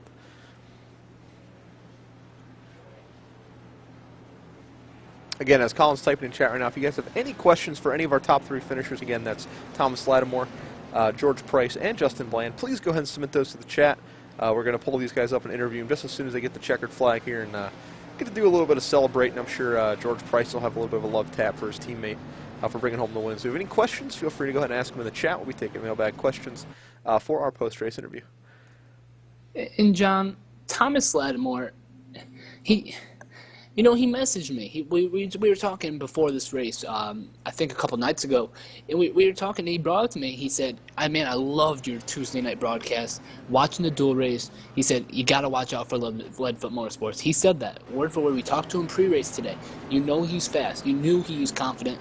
And to get a 1-2 finish for Leadfoot Motorsports, to start out the year, they're going to be first and second in the point standings, John. These two guys have just I don't think anybody really thought about them as opposed to Apocalypse and Haters Make Us Famous and all these big name teams.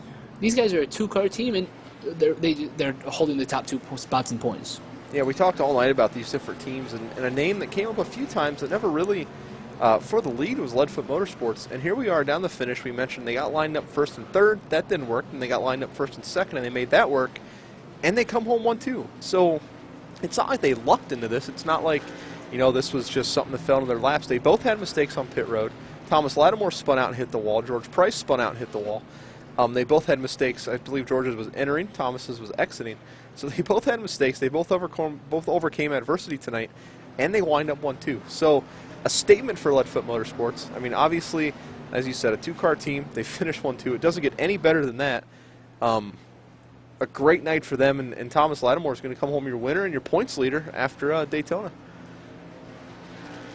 Absolutely, John, and just a great race overall. I had a lot of fun up here in the booth. This is a great race to call. Obviously, not everybody comes away happy. some of these guys back in the field. Jeff Hamilton, after starting on the pole, he's 17th. Joel Hamilton, 20th. Anthony Fitchner, 23rd. Nick Geilis, 22nd. A lot of these guys not having the best finishes. But this is Daytona. This is a crapshoot. And we go next week to Hotlanta, Hampton, Georgia. It's going to be a lot of fun, and I think this whole season's going to be great job. I think any of these guys here sitting, as you see your top 10 results here, I think any of these guys on this page sleep well tonight. I don't think any of them have any regrets. Obviously, Troy Latart probably a little upset at that EOL, either himself or the admins if he didn't feel it was fault. As Aaron, I believe, brought up, it was a pretty obvious caution, or cause of the caution there, so I don't think he's upset. Probably more upset at himself than anything. Coming home 10th, but even at that, 10th place at Daytona, first race of the season, you don't know what you're going to get. A lot of new guys in the league, a lot of new teams, new setups, new everything out here. So coming home anywhere in the top 10, I think these guys are happy. And even some of these smaller teams coming home in the top 15, I don't think they can be upset with tonight at all. Absolutely not. And you see Nick Olson talking about it in the chat there. He's the owner of Young Guns Racing.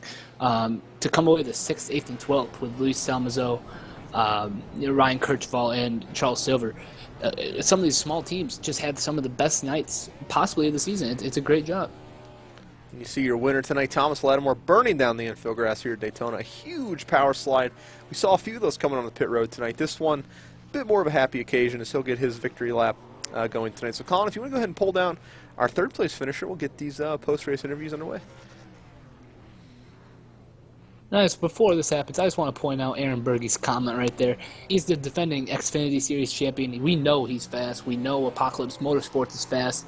In Milwaukee, Wisconsin, Aaron Berge, man, we're looking out for you. Certainly always one to watch. Aaron Berge dominated last season's Xfinity Series, takes his talents up to the Cup level this season, so it'll be interesting to see what he can do next week, as well as all these guys. I mean, Daytona is kind of a weird way to start the season. It doesn't really show a whole lot of racecraft, and I don't want to use talent because obviously you have to have talent to race anywhere, but a whole lot of these guys' real personalities here, so it'll be interesting to see going next week to Atlanta. Absolutely. And Justin Bland, number 65, GLS Bland Racing Machine, third place finish to start out the year. Obviously, you didn't get to run last night in the Xfinity Series. You come away, you run mid-pack all night long, and you come away with a third place finish. You have to feel good about that. You're going to have to sleep well tonight. Oh, yeah, it's definitely really important to have a good start to start off the season. The whole team was really fast tonight. Just a lot of them got caught up in wrecks early on. I'm glad at least one of us was able to stay up here in the front. Obviously, you and Troy were trying to hook up there at the end. Unfortunately, he got caught up in the accident, got the EOL for causing the accident. Unfortunately, you guys still have 2 top 10s. Not bad at all to start out the year. Obviously, we talked about earlier in the broadcast, Daytona's a crapshoot, as are Talladega and maybe some of the road courses. Obviously, these are crapshoots. You just have to feel good, with 2 guys in the top 10. Yeah, exactly. These tracks, it's a monopoly. You never know what's going to happen. It's luck if you finish in the top 5. So to not have a single car DNF out of our whole team, we got out of here really lucky. I mean, there's teams out there that only 1 or 2 cars even finished. The rest of the teams are rebuilding. So we got really lucky here and just hope to carry the momentum we brought from Daytona over the next week at Atlanta. Absolutely, man, and we'll have fun. Good top 3. Obviously, you can't feel bad about that, and good luck next week at Atlanta. Thanks, bud. That was your third place finisher, Justin Bland, in the number 65. Now we got your second place finisher, whose teammate ended up winning the race, 48 of George Price. Got a copy, buddy? Yeah, I got you. Obviously, it's got to feel great. Leadfoot Motorsports a 1-2 tonight. I got to ask you, though, how bad did you want that win towards the end there? I wanted it pretty bad, but I couldn't leave him hanging. I had to just stick to his bumper. Yeah, good teammate there in George Price. Obviously, we're set at the end under caution. Had it gone green, though, do you think we would have had the same result, Leadfoot 1-2? I don't know. They were looking like they had a gap behind us there, so they might have gotten a decent run, but I wasn't lifting, so we were going to the front. Well, there you go, guys. A true teammate, the number 48 of George Price, coming home second place tonight. Now we'll go ahead and pull down his teammate, the number 3, and our winner tonight, Thomas Lattimore.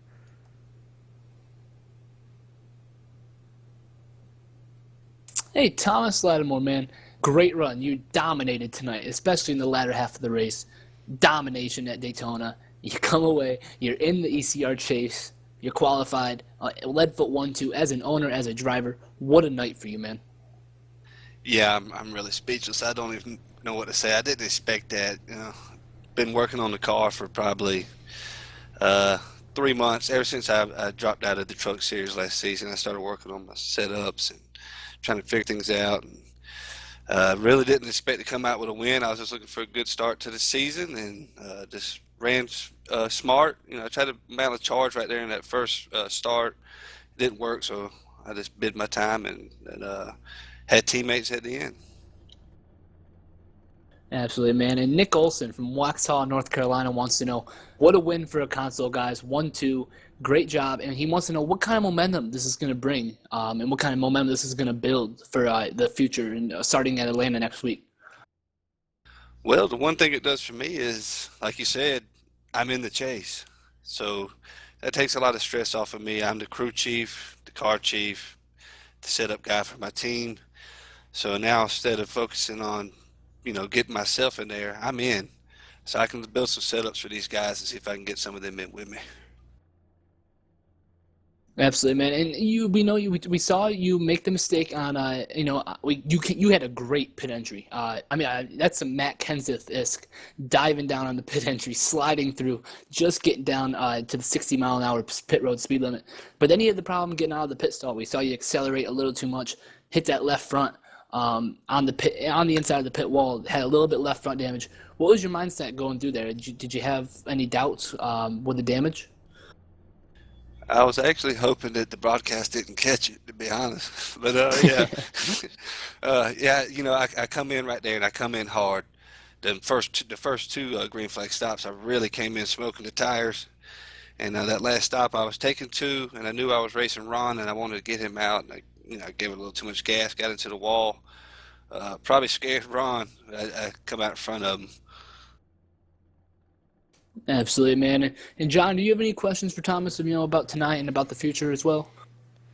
Well, I think he covered it pretty well. I think a lot of the pressure's off him now, and I know he touched on it with making the chase. One thing we didn't talk about a lot tonight is you win and you're in. And as he said, going forward to next week and working on setups, now he can work more on other people's setups. And I guess I just want to ask, for the viewers at home, how much time goes into building a setup for one of these tracks, especially a tough track like Atlanta next week? What's necessary, it's not much. I guess it's all on the person. I like to get on there and tinker with it. Every day I'm getting on, I'm checking the weather. And every day I'm building a new setup every day just to do it. And so I'm learning what changes do what with what weather changes. And so that, my setups have a lot of time in them. Somebody else's may not, I would say a day. Which, if you think about it, for someone, that has a life outside of racing, that's quite a bit of time, and it paid off tonight. Your winner, Thomas Lattimore, in the number 03 car, and Leadfoot 1-2. So congratulations, Thomas, and we look forward to seeing more from Leadfoot next week. I appreciate it, guys. So that was a fun race tonight, guys. I got to say, an absolute blast from pretty much the drop of the green flag. We had action early on with the cautions, and then some tame kind of green flag racing throughout, and then towards the end a rash of cautions there and one that ended it. But I got to say, Colin, a great start to the season, and I'm super excited to get started on even a better track next week. Absolutely, John. Next week, if you guys thought, obviously tonight it's a lot of single car or single line, just drafting, trying to go 200 miles an hour, first going to do it. Next week, we might be going over 200 miles an hour entries, turn 1, turn 3. Atlanta's a lot more physical, John. You have to endure a lot more. It's wide. You have to let it carry out to the wall to get the most out of your car.